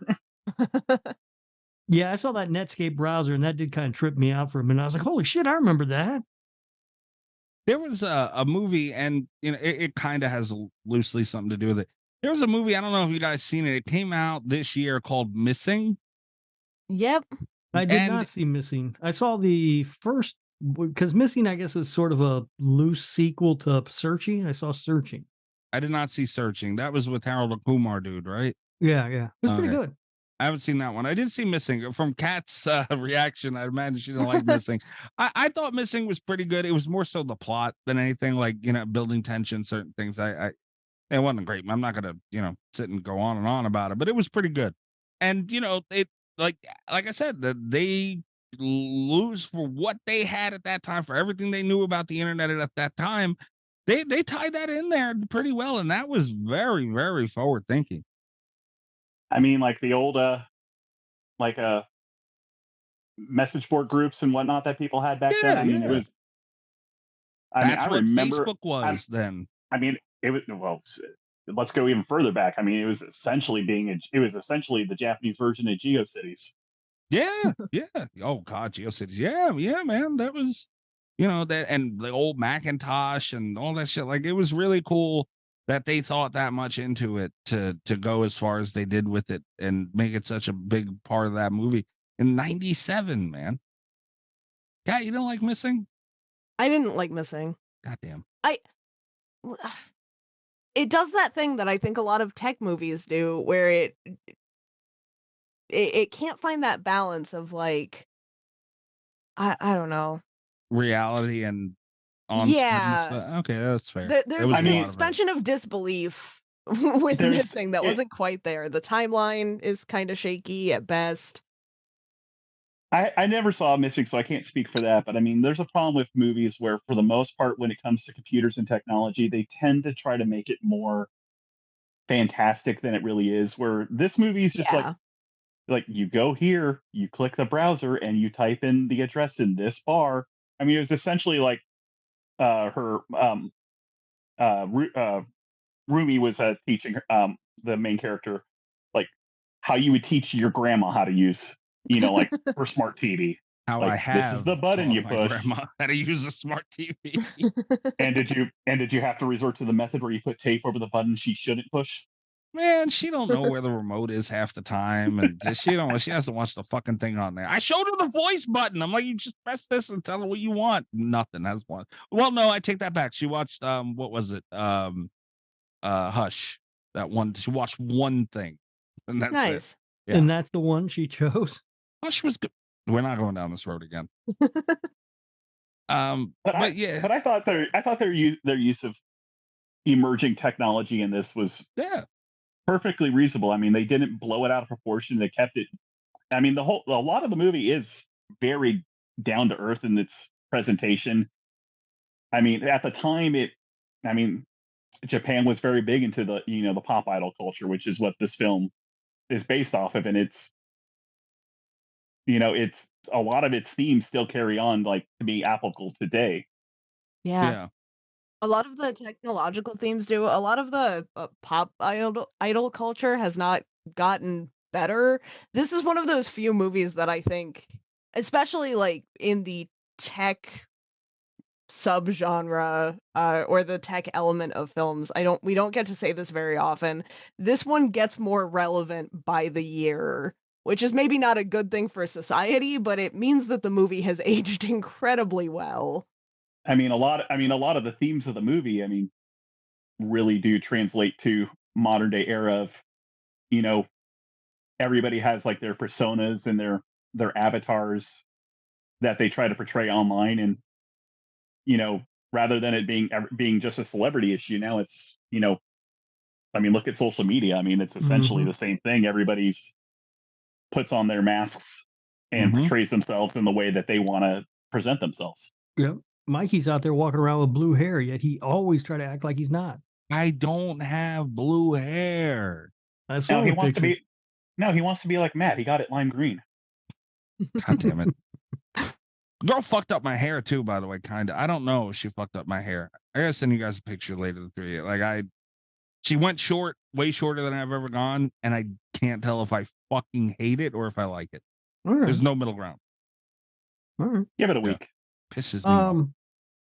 So yeah, the tech stuff works in this movie, and it does capture, like, it's a good snapshot of like being online, or at least the relationship that people had with the internet in like the late 90s, right? All of it. Remember, like, people would try to give you a website. It was always http:// and all that bullshit, and there's so, like, I remember like watching her when she was punching all that into the web browser and getting excited because something came up on the screen, was almost beat for beat the first time I was in a college computer lab using the internet, just getting excited that I made something happen. So I think that does really work. I don't know. I mean, does that resonate with younger people? Kat, does that resonate with you? So yeah, my parents are big hippies. Awesome. So I was a little bit late to the tech scene for my generation. And yeah, there was part of this that definitely resonated with me. Yeah, because I know, like, as an old man, I'm sitting there going, oh yeah, that's just, I mean, they really captured that like moment in time with the internet, like that sort of weird relationship as we're all trying to figure it out kind of thing, with our AOL discs and all that bullshit. Yeah, that I kind of felt it took me back. I didn't notice it that much, but it did take me back to those days. I'll give it that. What was some? Okay, I want to get some of the stuff I liked out early because I'm trying to be nice. But the voice actor. Oh, by the way, you guys mentioned Rumi before. I'm gonna be referring to her as Karen going forward throughout this movie because that's what I don't know. She gave me the vibes of a Karen. But that's not the character's name. That's not the. I don't think she had Karen vibes. She had Karen vibe. I don't know. I just looked at her. I'm like, you a Karen. But she wasn't a Karen. Like, she cared too much. Spoiler alert. Yeah, like she was all up in everything. But she did care about, I don't know. I might just. I'm letting you guys know. I'm probably gonna call her Karen because that's what I called her throughout the movie. I'm like, you fuck Karen. But anyway, so the main character, I forgot her name. Mommy. Yeah, I did not invest a ton into this movie. The voice actor who played her was phenomenal. And like there were several spots I could point to where she, like, it felt like that, even though it was an animated thing, it felt like I can close my eyes and think I was watching a real character actually struggle through some of these things. And like during that rape scene, her screaming and just like all that shit, man, she was like, to conjure that in a studio or wherever this was recorded is hard. And dude, she did great. Yeah, I think it's interesting that you mentioned that because the acting in this movie never occurred to me. And I think it's because when I went into it, I was just like, it's an animated film in a foreign language. There's absolutely no way I'm going to be able to judge the acting in this thing. But now that you say that, I get what you're saying, and I think I agree with you. I think she did a really good job. Yeah, she did, and I think it's part of it also is the animation, I think. But that scene, I noticed this a lot while I was looking up reviews, and I think I have one that does mention it. It was a very common thing for better and worse, like in the positive reviews and the negative reviews. A lot of people mentioned that scene as being like one of the most harrowing assault scenes that they had seen. And a lot of them also pointed out how interesting that was because they would not have expected it to be the case. First of all, because it was animated, and second of all, because even in the context of that scene, she's giving a performance. But a lot of people said that was really hard for them to sit through. So, and part of it undoubtedly was the voice acting. And I will point out, since I mentioned earlier, that is one of the 2 scenes that was heavily edited down for the R-rated version. Okay. I can see it. Yeah. I can see why. And yet it's one of the most standout scenes in there. I mean, the way it was, directed and animated, it's memorable to, like, long after. Yeah. Well, okay, so that's another thing I wanted to talk to you guys about. What did you Chris kind of went into it, but and I don't want to say it like this, but what did you think of that scene? Because the voice acting, it was phenomenal, and it made you feel it to a degree, the what they were trying to do there and the feeling and all that stuff. But yeah, I'm gonna probably mention this a couple more times, man. It being animated took a lot away from what they were trying to do. They pulled off a good amount of it. I'll give them that through voice acting. And even moments like, the dude apologized to her in the middle of the cut scene, or like all that stuff. So they were able to, I'm not saying it fell flat, but it just sucks because it took a lot away. And I don't know if it did that for you guys too. I didn't think it took anything away. I didn't have that experience, but I consume a lot of horror through not so much anime, just because there's a lower access to horror anime than would be ideal, but I read a lot of horror manga. So this was not like out of the norm for me entirely by the time I got to see it, like last year. Right. So yeah, I didn't have that experience, but I can see where you're coming from though. And I'll get to it again, that aspect of it later on with some other stuff. But I'm picturing Kat last year. She's like, I'm finally old enough to rent it. God damn it. Rob, I came to Shudder. Rob, did it take anything away from you? No, I didn't think it took anything away from it. I mean, that is a scene that, like, it is harrowing, and when or if I ever think of this movie again, that's the scene that I'm going to remember. That's something that'll stick with you. And I do think that it was a combination of not only the voice acting and the animation, but also it's just really well written. Like you said, Mikey, the guy stops and takes time. When the performance stops down, he apologizes to her. Yeah. And that is such a nice touch. But it just really made it. It really made it stand out. I thought it was really interesting. The whole idea that this movie plays with what's real and what's a performance and all of that, I think is extremely interesting all the way through. I don't think it, and I don't know if it gets lost in translation along the way or if it has to do with the fact that it's animated. I think some of that got a little jumbled and confusing for me because it kept doing it. But in this instance, it did not. Okay. Chris, what about you, man? I mean, I grew up in the 80s, like animated stuff was my bread and butter for the longest time. And I'm from the generation where they didn't pull any punches in animation early on. So, traumatized by the death of Optimus Prime back in the 80s. So,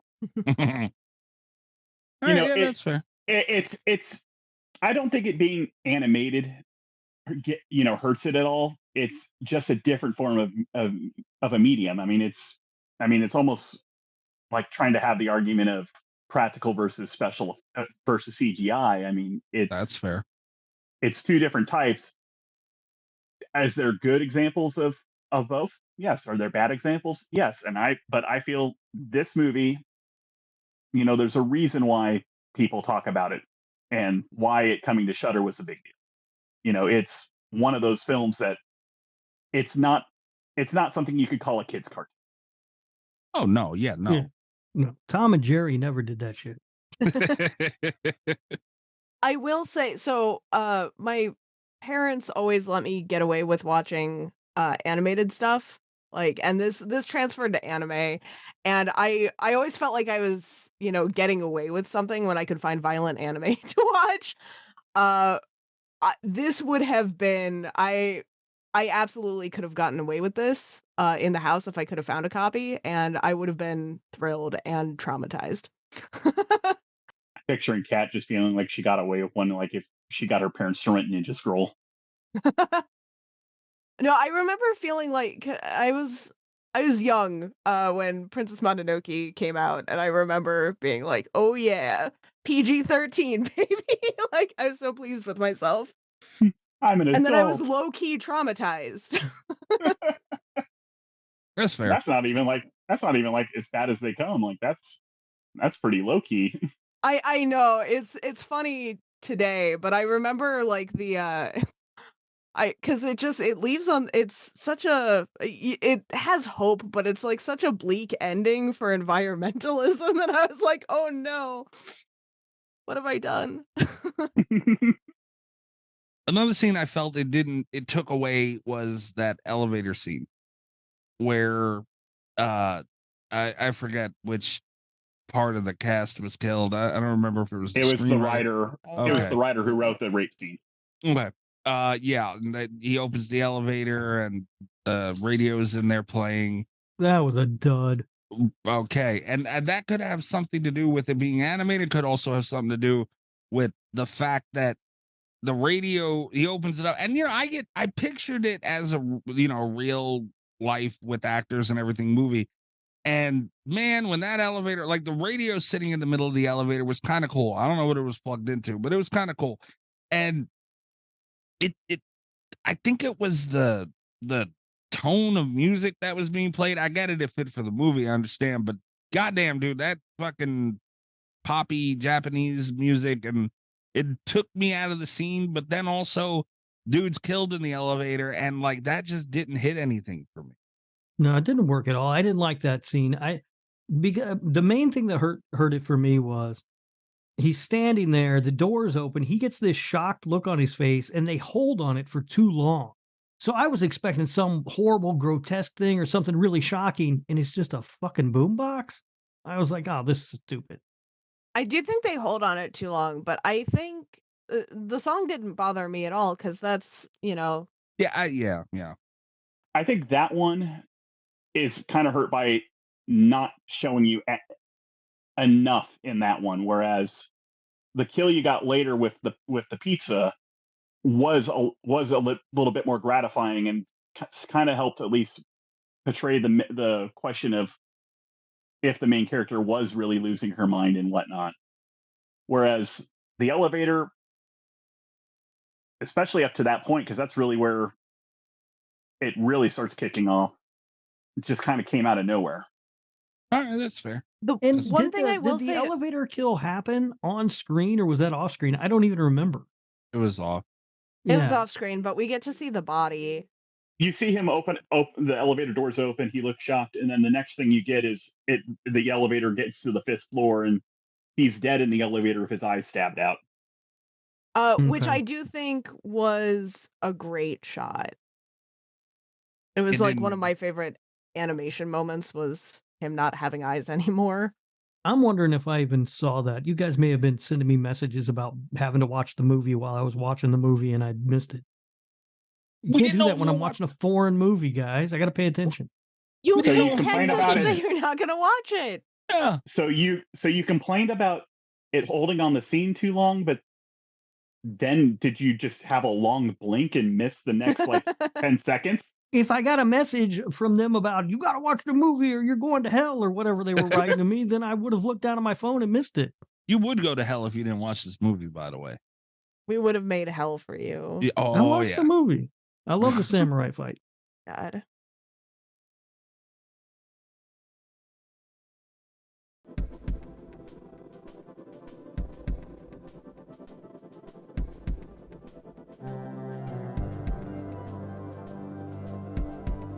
Also, yeah, titties don't hit the same in a cartoon, in a a cartoon movie either. No, While we're talking about that doesn't work for me at all. They mean I mean, I know nothing. I recognize there are some dudes that might be their thing, but I am not Yes. one of those dudes. I was gonna say there are some people that are like, Oh yeah. Yeah, look, there are some people that are into every fucking thing, but you know, Let's be honest. Somebody would have jerked off to that fucking power drill and that pickup door. Let's be honest. But yeah, no, that didn't do it for me either. Okay. Something else that I kind of goes back to, I think, what Rob was saying earlier with the story and everything. The whole, like, there, I don't know why this moment hit me, but like, I think it was when the fake, like the, you know, her vision of, and I gotta ask you guys about that later. Her vision of herself as the singer is telling her, like, nobody likes you anymore. And it's like, damn, dude, that's like some real shit that stars deal with, man, especially people in music. It's like, you know, you're hot as fuck. You're the shit for years sometimes. Then they hit that point in their career where, you know, new shit's happening. They're kind of, you know, everyone's saying their old shit's better than their, you know, that wave hits them. And then they just deal with that struggle internally, man. It's like, nobody likes you anymore. And like that hit really hard for me. I think one of the hardest parts of this movie for me to watch, just in terms of what hits hardest, I think it's really just kind of upsetting when she's in the office with the talent agency and she finds out that the other two, the duo band that she has left, have hit the charts, and there's just that celebration scene that's going on in the background while she's picking up her new script, you know? And something about that, I like you said, it's real shit, you know? Like, there's always that kind of, and maybe it's just because, like, I am someone that has kind of, like, switched creative careers, but there is always that, like, what if thing, and to actually be in an office with your former partners, like, and seeing them succeed without you, you know, that's gotta be such a rough thing to handle mentally, Yeah. you know? Yeah. I think it's one of those themes in the film that actually holds up really well and is relatable in a lot of ways. The proverbial midlife crisis where you know, or big changes in your life, and then wondering, have you made a mistake and whatnot. Hers manifests, though, definitely in a way where she's now doubting everything she's done and potentially going a little mad from it. Yeah. Yeah. Oh yeah. That's part of it, man. You know, like it hit a note of reality, and that's what I think this thing did for the most part. And what kind of kept me around as much as it did is it hit a lot of notes about reality. I really wish they would have did live action. It does hit a lot of that sort of stuff, the insecurity that people feel and everything, and wondering whether or not they've made the right choices and that sort of stuff. And I think it does a very effective job of that. I really enjoyed that aspect of it. No. All right. So now I need you guys to explain something to me.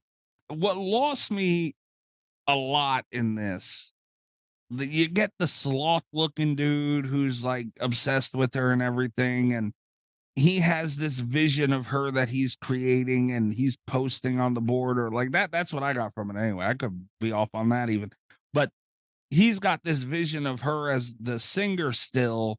And like he went to the concert and he's seeing her on the stage and all this shit.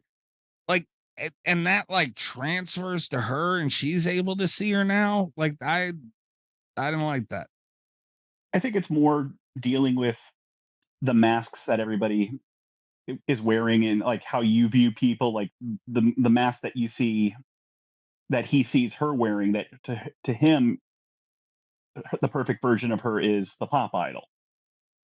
Hers is her self-doubt of her questioning whether or not she's made the right choice, and then it's her past self mocking her, trying to grow out of something that was a huge part of her life her whole time. So it fit thematically, and I think having them both seeing the similar person, the similar image, helps in that regard, that you as the viewer get to view it as from both points of view.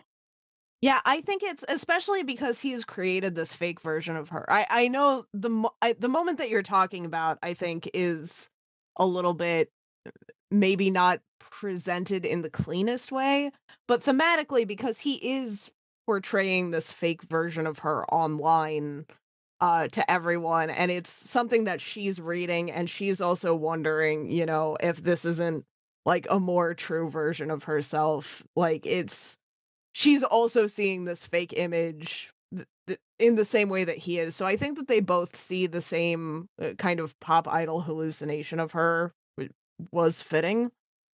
I mean, her becoming obsessed with those boards, like even she was beginning to doubt who she was, because there was this thing about I went shopping in Taboya today. Yeah. Like, oh, I guess I went shopping. That was another one of those scenes where it's like where she's checking the board to find out what is and is not real in her life. Definitely one of my favorite moments. All right. Did not hit for me. And again, like that compiled with, it being animated, and like it was just hard. So you are way too hung up on the animated part. I don't like cartoons, man. I'm not as much as Rob hates them, but I mean, apparently more than Rob hates them. Because like I watch South Park and I watch, like there are stuff that I watch, and this just is not one of them. Well, as far as, I mean, we're going to go deep into spoilers, I guess, here, but as far as like the villains go, the Stalker and then Rumi, how did you feel about them as the way they were portrayed in the lead up to the reveals? Man, I thought the reveal of Rumi, I saw that coming a mile away, and I don't know why. I don't think there's anything necessarily that telegraphs it. There was just something about that fucking character to me. And there is a telegraph that maybe you picked up subconsciously, but you don't notice it until somebody points it out. The one thing this anime does very well is its use of color.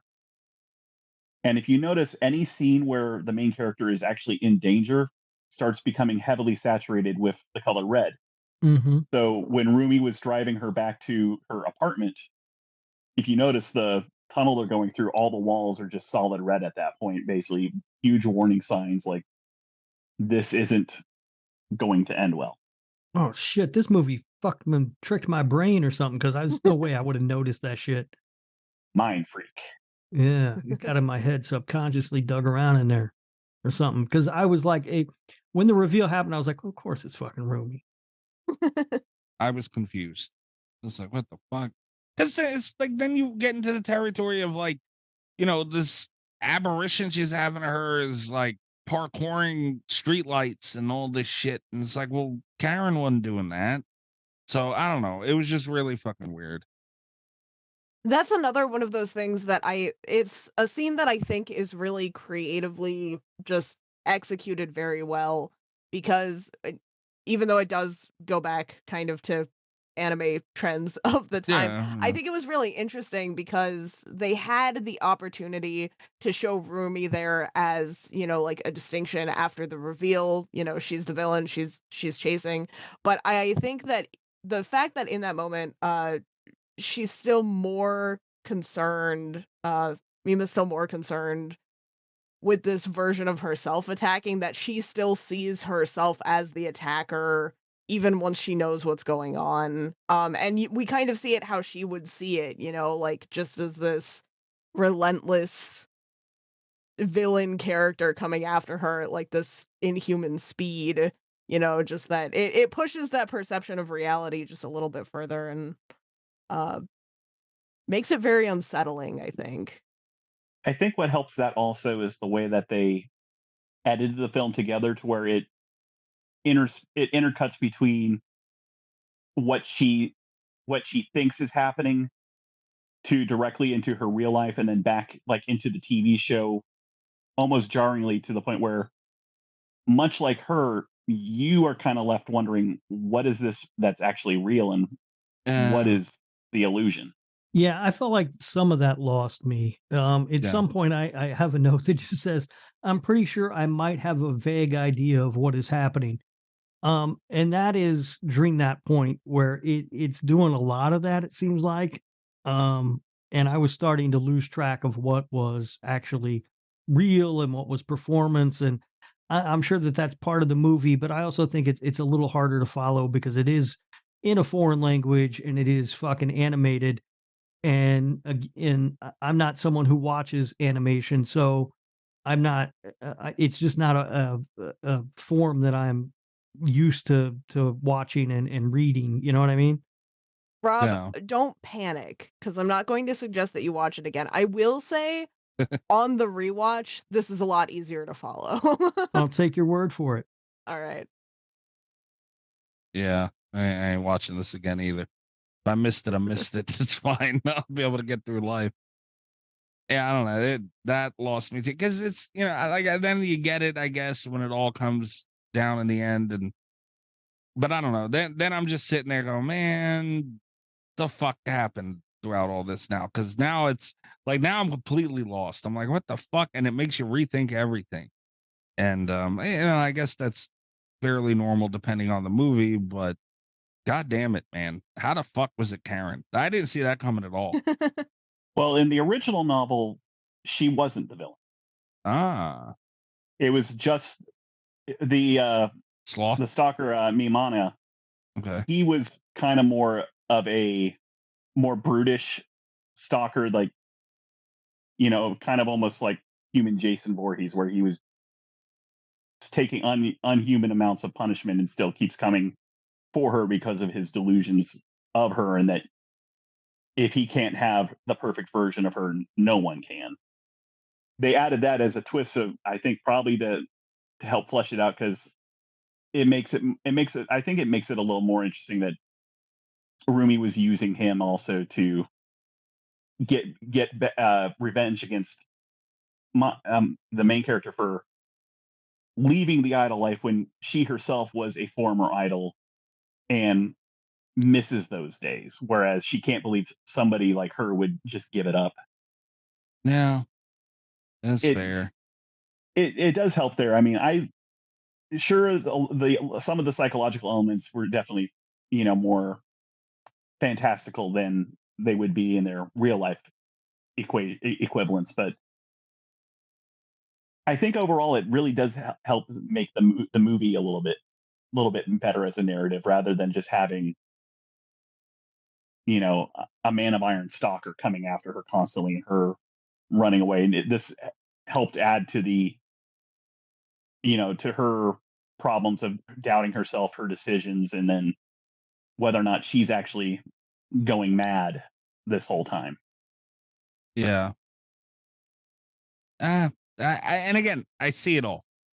I just, that the way they executed it just wasn't for me. And then that's all right. It is weird, and I'm not familiar with the culture in Japan in 1997, but I find it weird that they live in a world where pop idols don't make money when we live in a world where Taylor Swift is making $13 million a night on her tour. So I'm not as familiar with the J-pop, but this is a real thing in the K-pop community. Mm-hmm. Like even now, the stars are the ones who are making the least amount of money in all of those situations. Like it's a very exploitative field. Yeah, that used to be the way here too. They're more of a product rather than the entire business. Yeah. That and there's enough of them in in that culture, with these live performances like at malls and whatnot, that if one goes away, they could have been replaced with the next big thing that comes around. I only know it through media and whatnot, so it's not like I have basis on it other than what's been given to me. But Right. No. Yeah, I mean, I didn't really have a basis to question it. I mean, I have no doubt that that's the way that it was or is over there. I just, to me, it was weird because they're like pop stars that can't make any money or whatever. And I was like, really? Taylor Swift be making? I mean, they're saying she's going to make $1 billion off this tour she's on. And it's something that they like. The movie touches on this as a theme too. And again, am more familiar, at least in modern standards, with the Korean music culture. But I did think it was really interesting that the movie kind of touches on this as well, where even though they're not making a lot of money and they are being exploited, and it very often is adult men in the audiences, there is this weird like standard of purity that has to be maintained by pop stars in Asia, which I think is like really creepy. And they talk about it because like they can't use her for a lot of the acting things, like when she's trying to do both jobs. And then even after they quit, like there's the thing where her agent kind of has to push them into letting her do darker things because there's just this image around her that's going to be ruined the second that they let her do anything on screen. Okay. Yeah, that makes sense. I mean, I assumed that they didn't want to let her do that kind of thing on screen because it wouldn't be taken seriously. You know, because that's what happens here. As soon as somebody who was some sort of pop star goes in and to acting and they try to do something serious, we all laugh at them. You know. This is more the equivalent of the point of no return, that if she does a role like this, that she casts off the pop idol persona and tries to become a serious actress, there's no turning back at that point, that, you know, she can't be pure anymore.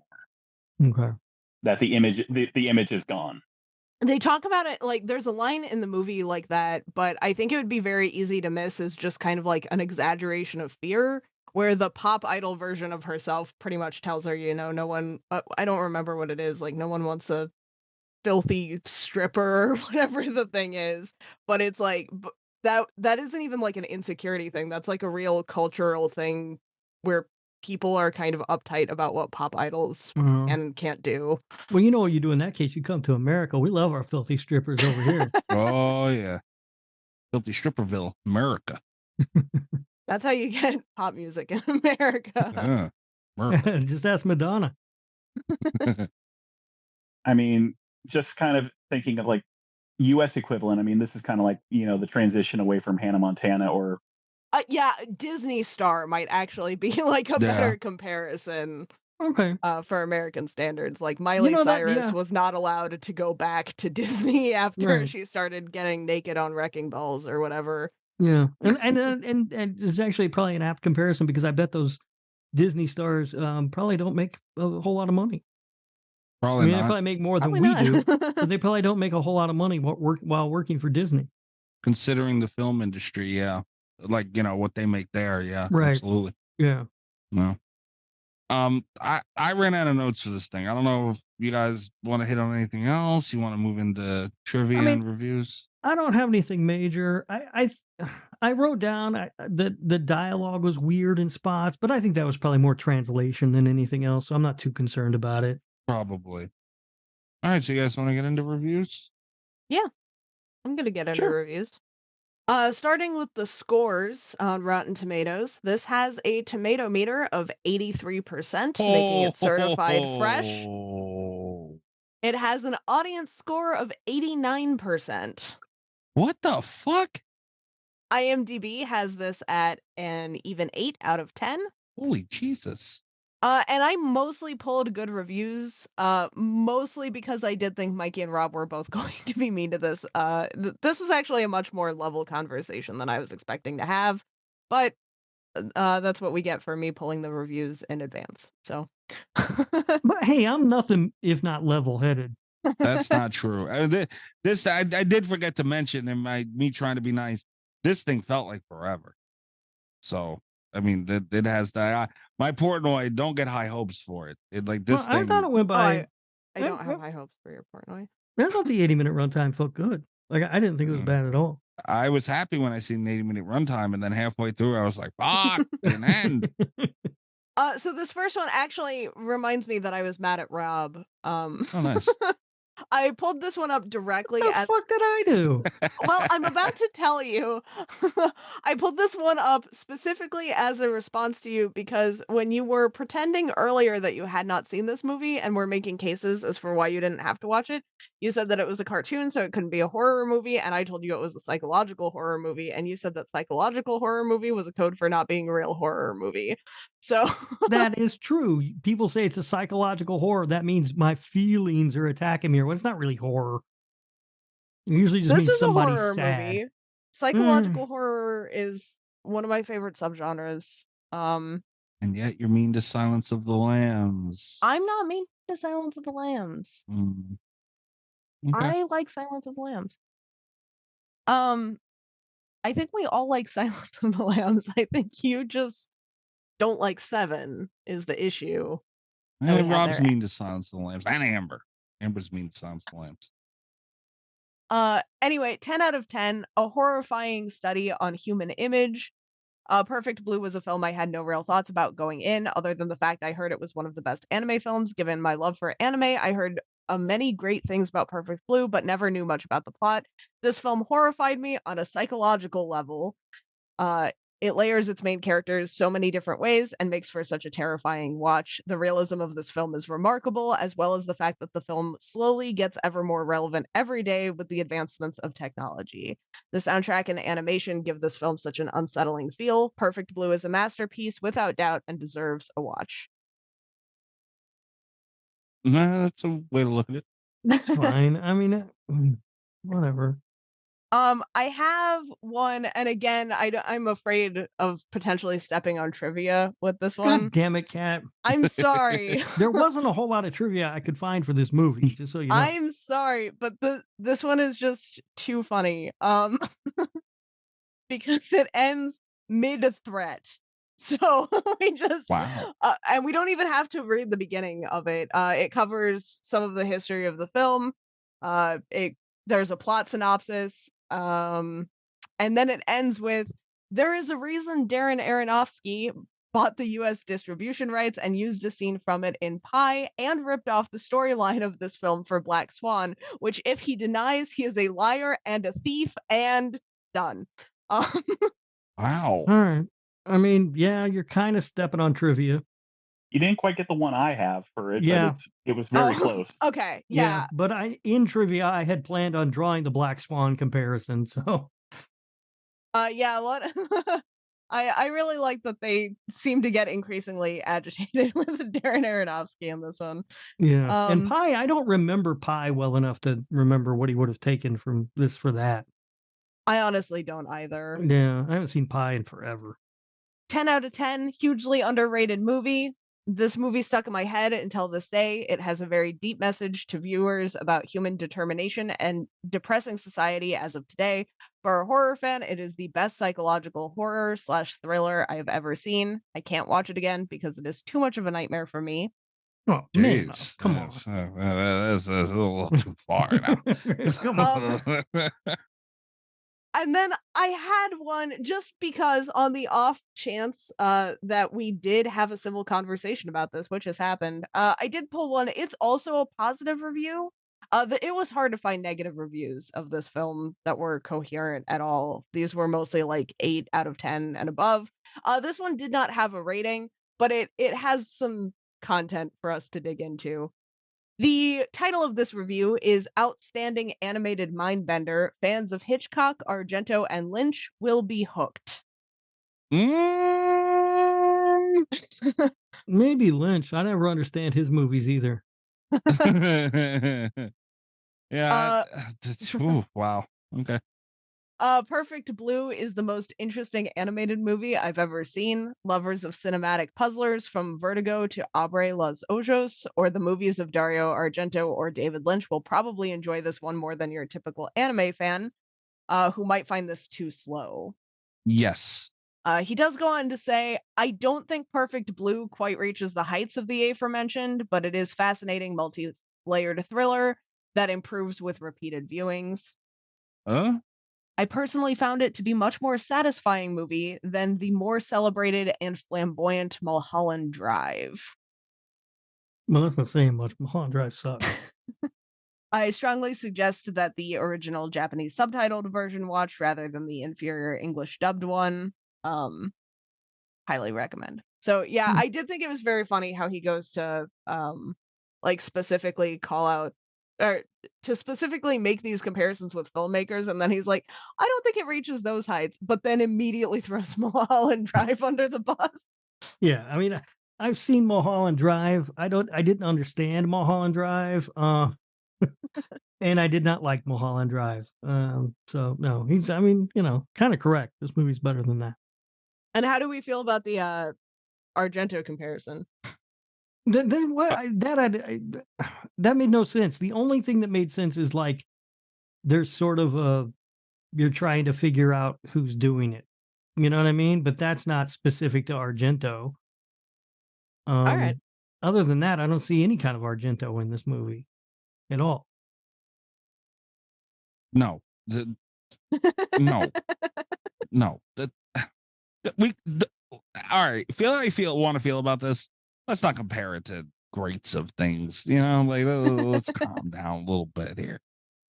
All right, is that it for reviews? Yeah, that's it for reviews. Okay, Rob, let's show off your hard work. All right. This had a budget of 3 million Japanese yen. Whoa. What? What is that in American? $20,000. Oh, Jesus Christ Almighty! Wow. Now Okay, I have to say that I used a conversion thing online, so it would have converted 3 million Japanese yen today into $20,000. I have no idea what the rate was in 1997. I just know there's probably a way to figure that out, but I ain't fucking doing it. All right, fair. But we'll go with $20,000. Worldwide gross $563,000. So they made some money. Yeah, that's good. As Kat mentioned, this film was originally conceived as a live-action feature. It became an anime because several of the backers abruptly pulled out in pre-production. So, it was going to be a live-action movie. The choreography of the group, is it Cham? Is that how you say it? I think Yes. so. Cham, their choreography is not done in unison. That was done intentionally to keep the realism of the film. So, just to make them look like they didn't know what the fuck they were doing. Wow. Amazing. The film's original 35 millimeter camera negative was accidentally destroyed. So as a result, all copies are sourced from lower quality prints. Oh, wow. Okay. And finally, the last thing that I had, the famous bath scene in Requiem for a Dream was directly inspired by the bath scene in this movie. Darren Aronofsky, a big fan, apparently, as Kat mentioned. And yeah, there are, I mean, if you've ever seen Black Swan, the parallels between that and this are very obvious. There is a video on YouTube. It's not inspired, or didn't inspire the bath scene. The bath scene is almost stolen 100% beat for beat. The timing and everything is almost 1-to-1. Oh, really? Wow. It's essentially the same. If you want to see what that scene would have looked like in live action, just watch that scene in Requiem from the Dream. It's essentially the exact same scene. I don't remember it in Requiem for a Dream because I didn't like that movie, so I've only seen it once. But How hard is it to get rights to this? Because I would love to see Darren Aronofsky tackle the American Perfect Blue remake.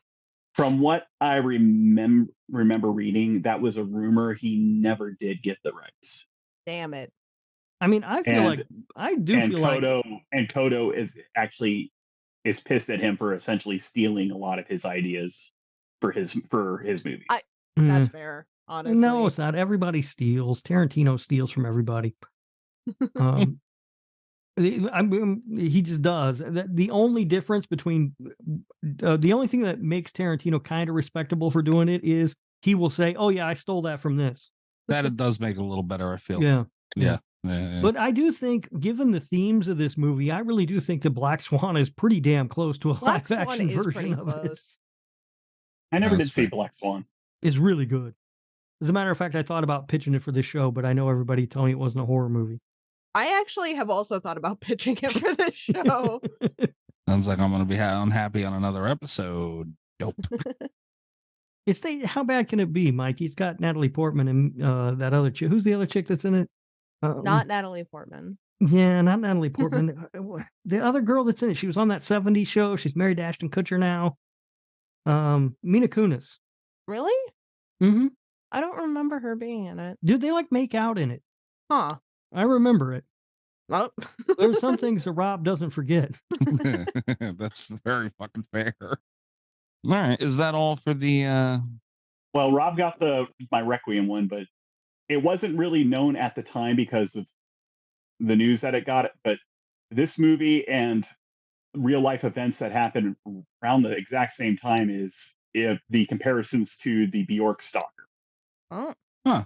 Like Mamina and like his playing with like the letter bomb closely mirrors the Bjork stalker wanting to send Bjork a package with sulfuric acid to horrifically hurt her and or kill her, and then he was going to kill himself so they could be together in the afterlife. God damn. Okay, a little dark, a little, but you know, then that's another thing too, though, man. Like stars deal with this shit. Like this is, you know, again tying it to reality a little bit. Like they do fucking deal with it. How many celebrities have we see on fucking trending on Twitter or on the news where someone broke into their fucking house? Oh yeah. Like, how do you think that's gonna go well? You know, like, yes, some of them have bad intent, but you know, some of them just want to fucking meet them. Like, dude, you hanging out in my kitchen, and when I get up in the morning, is not going to endear me and to be nice to you. There was that lady who broke into David Letterman's house all the time. All the time? Yeah, like constantly, and he refused to press charges because he felt bad for her because she was crazy. Oh my God! So at what point do you just sit and have coffee with her? I don't know. I don't know. But she was like, she became like a pseudo celebrity for breaking into David Letterman's house. Like it was just like a thing. I mean, the theme of the movie is horrifically grounded in reality. I mean, we've seen it even in American culture, like John Hinckley taking a shot at Reagan just because he thought Jodie Foster would love him for it. Mm-hmm. Yeah, I mean, this shit's real though. I can't get over the same person breaking into your fucking house. Like, what do you do? Like, all right, Linda, come on. Now I gotta go to cops. And Jesus Christ, that's funny as shit. All right. So, are we gonna Portnoy this thing? Yes. Yeah. Okay. Does anybody want to go first? I can if you would like. All right. So I wanted to look this up. Okay. This lady, Margaret Mary Ray, she was arrested a total of 8 times for trespassing on Letterman's property. Jeez, man. Wow. Imagine the times he just told her to go and she left and he didn't have to call the cops. Yeah. You know, it's like, come on. Yeah. Eventually, she ended up going to a psychiatric hospital. Maggie, go somewhere, bro. Yeah. Yeah. And also, it's Mila Kunis, not Mina, which is what I said earlier. So I'm such a fucking grandpa. I can't remember shit. Mila Kunis is nice. Yeah. You know, I recently watched, I'd never seen it before, Forgetting Sarah Marshall. It was a good movie. Oh, it's so good. It's Russell Brand's one of the funniest fucking characters, man. But man, Mila Kunis is great in that motherfucker. Mm-hmm. If Dracula with puppets were a full movie, we would watch it on this show. What do we know? Yeah. Really? It'd be my birthday pick. Oh, fuck.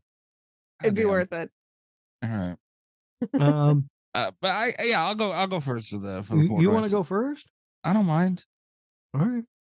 I feel like you're the one who's going to have the hot take here. So I mean, he's the one that's going to ruin it for everyone. Okay, but... I'll go last if you guys I want. feel like okay you have to go last because I'm more curious about your score than anyone else's. I don't know what there is to be curious about, but okay. Who wants to be the tone setter though? Well, it's my pick, my month, so I guess I'll go first. Yep, it is Chris Month. I love this film. It's probably one of the few like grounded psychological thrillers I really do enjoy. I haven't watched it, but I still remembered it fondly. I'm probably going to give this one an 8.5. Holy shit almighty. Wow, goddamn. Power drill in a car door. I'll be damned. Oh my God. All right. I'll follow this up because I feel like we are going to have the two closest scores.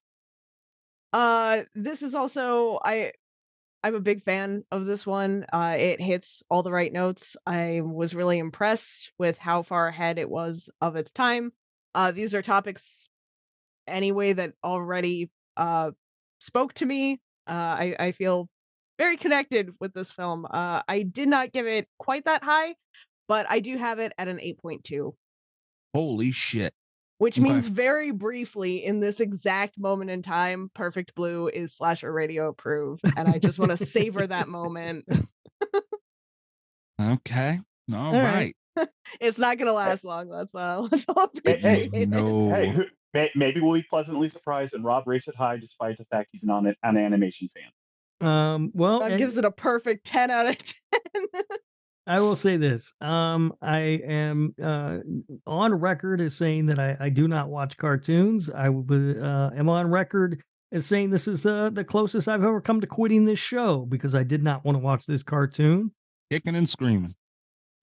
There are some things that did not work for me. I don't know if it was just the translation between the Japanese and English or the animated style that they chose to make the film in, but there were some things that I found confusing, some things that just didn't seem to work all that well. But overall, I really liked the themes of the movie. I enjoyed it much more than I thought I would. In fact, enough to say that I would be willing to give more animated films a chance. Woohoo. Okay.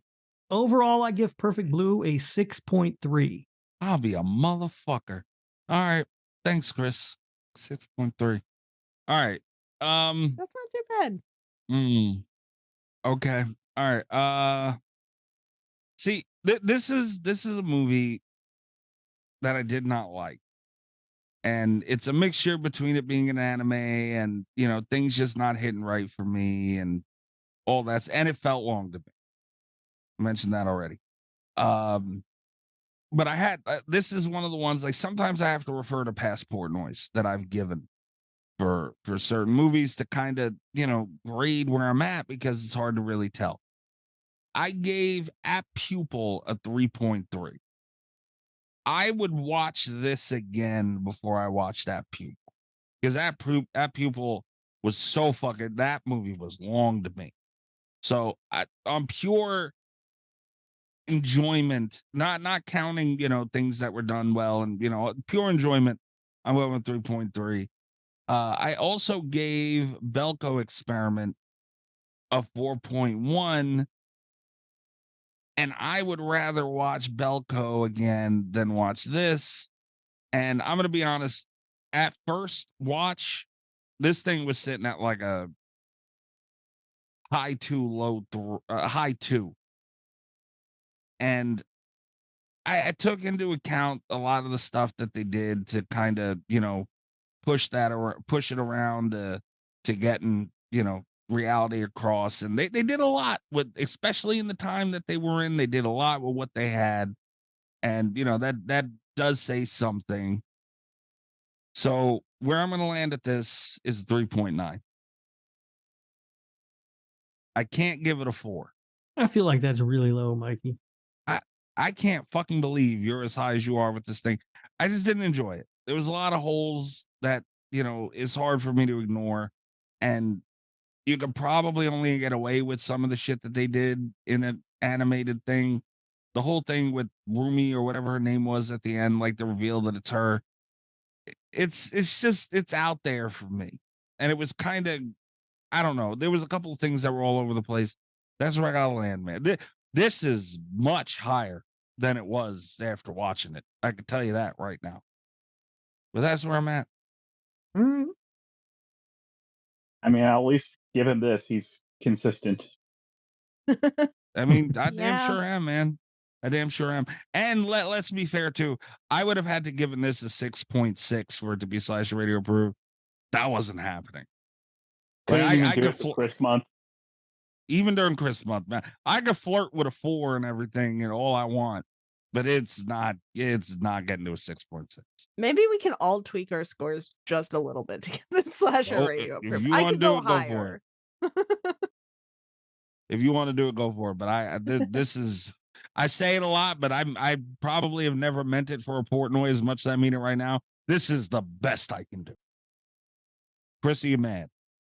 It's consistent for you, so it's in character. I wasn't expecting it. I actually expected, with the way Rob's antics were described, I it to agree. be. What do you mean antics? There's no antics. There were antics. There were some antics. I appreciate Rob at least reviewing it fair for something that's definitely outside of his wheelhouse. That's fair. I thought you would have been at least a little higher. I was going to jokingly say, hurry up and give us your 3, but God damn. I tried, dude. I tried, man. I tried. And again, this is much and honestly, this thing was a brutal watch for me. Like you guys know with the subtitles, and you know there's been a couple of them lately, so it's like piled on top of that. And I did not have this is a very high score compared to like when I was done watching it. Oh, I was so happy this was over. We should have watched it back to back with Kiss Meets the Phantom of the Park. I probably would have done better. It would have gotten the 4s, that's for sure. And I'm gonna throw this out here that there was that one Omen pick, Ichi the Killer, that I got crapped on because you guys were claiming it's not a horror movie. It is a much bigger slasher than this. But this one just hits more viscerally because of how real it feels. All right. And Ichi the Killer is nasty also. Like it's got some cool stuff in there. I don't know why these guys hate fun. I don't hate fun, Ken. I enjoyed this movie. No, I thought Rob was more than fair. Rob was more than fair. I thought Mikey would go a little higher though. Mikey was more than fair too, though, honestly. And again, props to Allie because she watched this with me. A, because I think she didn't want me to suffer alone, and B, she didn't want to hear us talk about a movie she hasn't seen, so she fucking watched it. And I have a feeling her score would be a lot lower than mine, and she can attest. Like after watching this, it would have been a lot lower for me. So kudos to her for toughing that out. I mean, you guys ought to admit, like I should have had a lower score for this too. I did the best I could. Rob, how does a movie that was meant to punish Rob hurt me more? I don't know how I ended up liking this as much as I did, to be honest. There's nothing about this movie that I should have liked, but it just worked for me. I liked it. I enjoyed it. I'll give it this. I can pick a punishment pick that's still a good flick. Yeah. That's true. Yeah, I mean, this is probably the better punishment pick that has been on the show.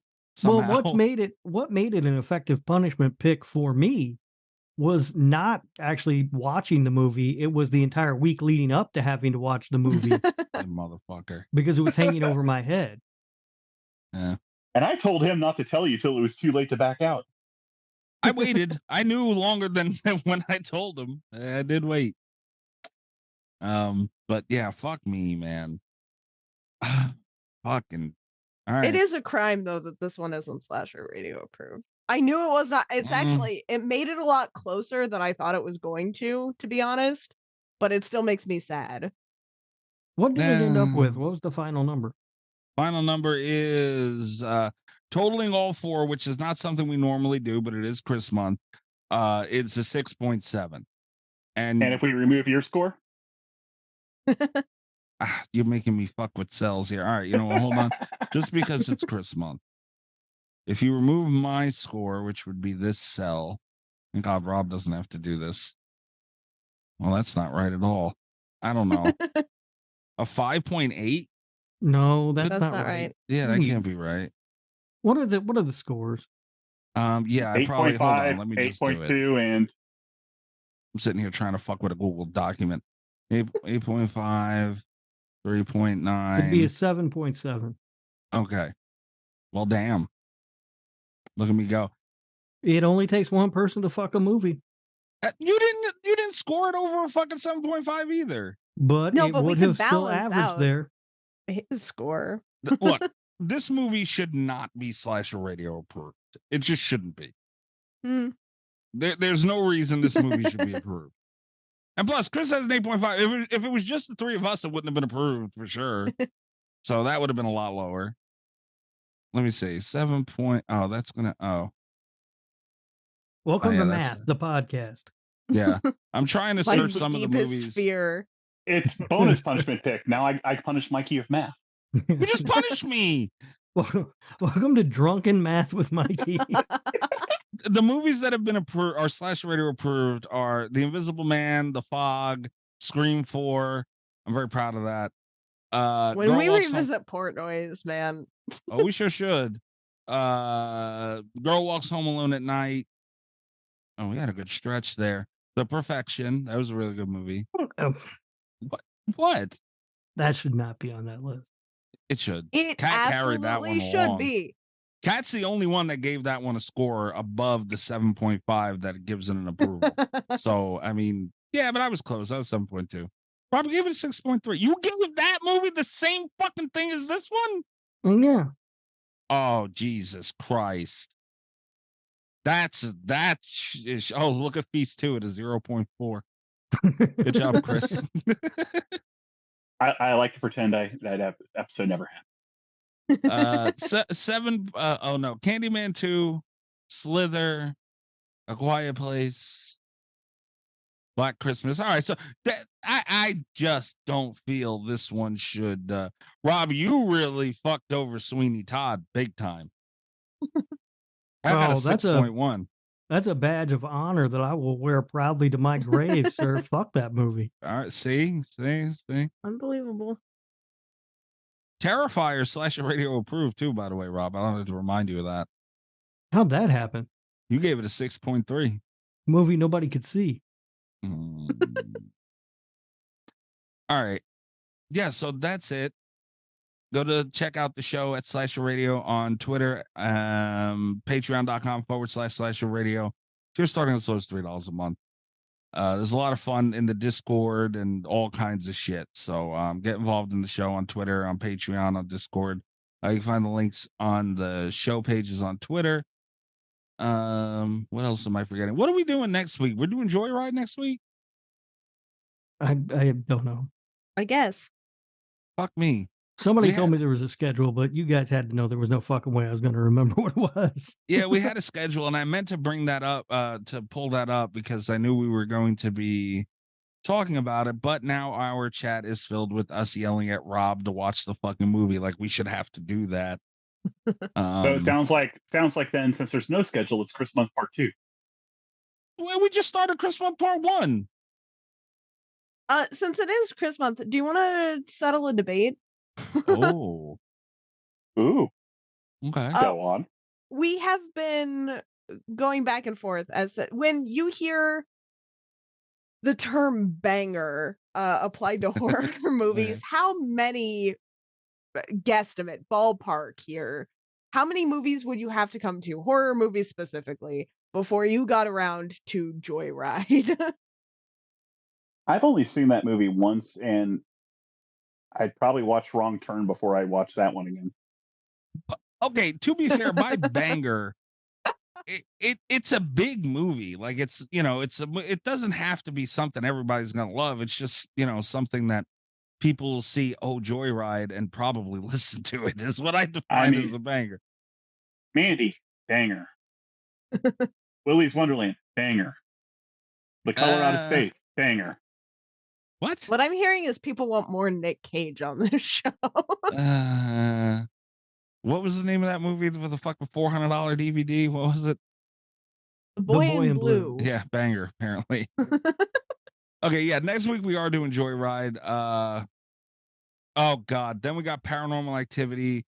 Then we got... We've got Brian G. Barry coming on to talk about the novelization of House Shark. Yes, Brian G. Barry's coming on. Then my birthday pick is fucking coming up. Then we have a Patreon pick, Chris. Do nice. And then we have Rob's birthday pick. I have been nice all year long. You have been. I would like to see it, except for tonight. This pick. Mikey. One, this wasn't an omen. And two, I was trying to be nice to everybody but Rob. Yeah, how'd that work out? Very funnily for me. I am happy now that Rob loves cartoons. Now I have to go look up stuff to add to the spreadsheet. Right. I mean, I don't know that I'd say I love cartoons. I enjoyed this cartoon. All right. What I learned is Rob needs more anime titties. No. feel weird looking at him. I felt dirty. But yeah, so we have Rob's pick rounding out the schedule, and maybe the draft, the horror draft? Question mark? Maybe. So we have a lot of shit lined up. Joyride next week, apparently. I feel like I'm going to be fighting a downhill battle on that one. So stay tuned and follow me at Mikey's Dead if you want. Make sure you save room in your Twitter cap for fucking views now. Rob, where they find you? On Twitter at Radio Rob123. You can listen to the other show that I do with Kathy, Nick Effin Woo Cagecast, and we just released our episode on the 1984 film Birdie. Ooh, haven't listened to that one yet. All right. My plan was to do it every week, and then I heard our intro music and decided I might not need to do it every week. But because it is our inaugural show, I feel like maybe I should go for it. Welcome, everyone, to the Nick fucking Woo Cagecast. All right, Kat, where they find you? Probably the last week where I'll plug in Twitter, but you can find me currently on Twitter at cat_velour, VOLEUR. You can check out my website, catvelour.com, where you can pre-order my book, Revenge Arc. Exactly like Perfect Blue. Stole everything, pulled a real Aronofsky. Pre-orders are all signed up until August 1st. So there you go. I hope it does well since Mikey won't let me order it. Thank you. The one thing you listen to. One thing. You say I never listen to you. I listen to you, and now I get sass for that. I can never fucking win ever. I feel like I'm forgetting something. I don't know. Oh wait, no, fuck, Chris. Jesus Christ, I knew I was forgetting something. Chris, thank you for joining us for this episode. Thank you for having me. It's a pleasure as always, sir. Other than my stance on this movie. Yeah, Chris, thanks for coming on. I'm sorry about the way Mikey behaved. I appreciate the consideration, Rob. You truly uplift people. Huh? Motherfucker. Namaste. Chris, where is everybody finding your ass? If you want to follow me, which God, why would you? You can find me on Twitter as EYERCHRIS, and if the bird implodes, you can come join me as a zombie on Hive. Same name. Oh, you're on Hive? Me and Nesta are probably the only ones there. No, I'm on Hive too. Are you Nesto and Chris are on Hive? Mm-hmm. I didn't know Chris was on there. I'm friends with I don't really know how to work Hive. But I'm friends with Nesto on here. I'm gonna add Chris as soon as I figure out how. There's a thing called Blue Sky too that people are talking about. Yeah, I put in for an invite. I've been trying to get an invite. Okay, there. I just followed Chris on Hive because this might be the new thing. I don't know. Maybe we'll see. It's like Twitter and Instagram. It's fairly chill, but I can't post purple thing on there. Oh, they'll knock you for the purple thing? They want to keep some stuff family friendly, so I got to be PG-13. I don't know if Hive's for us. If we can't have the purple thing, guys, we got to relocate. We can't go on without the purple thing. Come check out the show next week, guys. We're going to be talking Joyride. Make sure you get your watch in on that now. So good night from Slasher Radio. All the best of Slasher Radio podcast.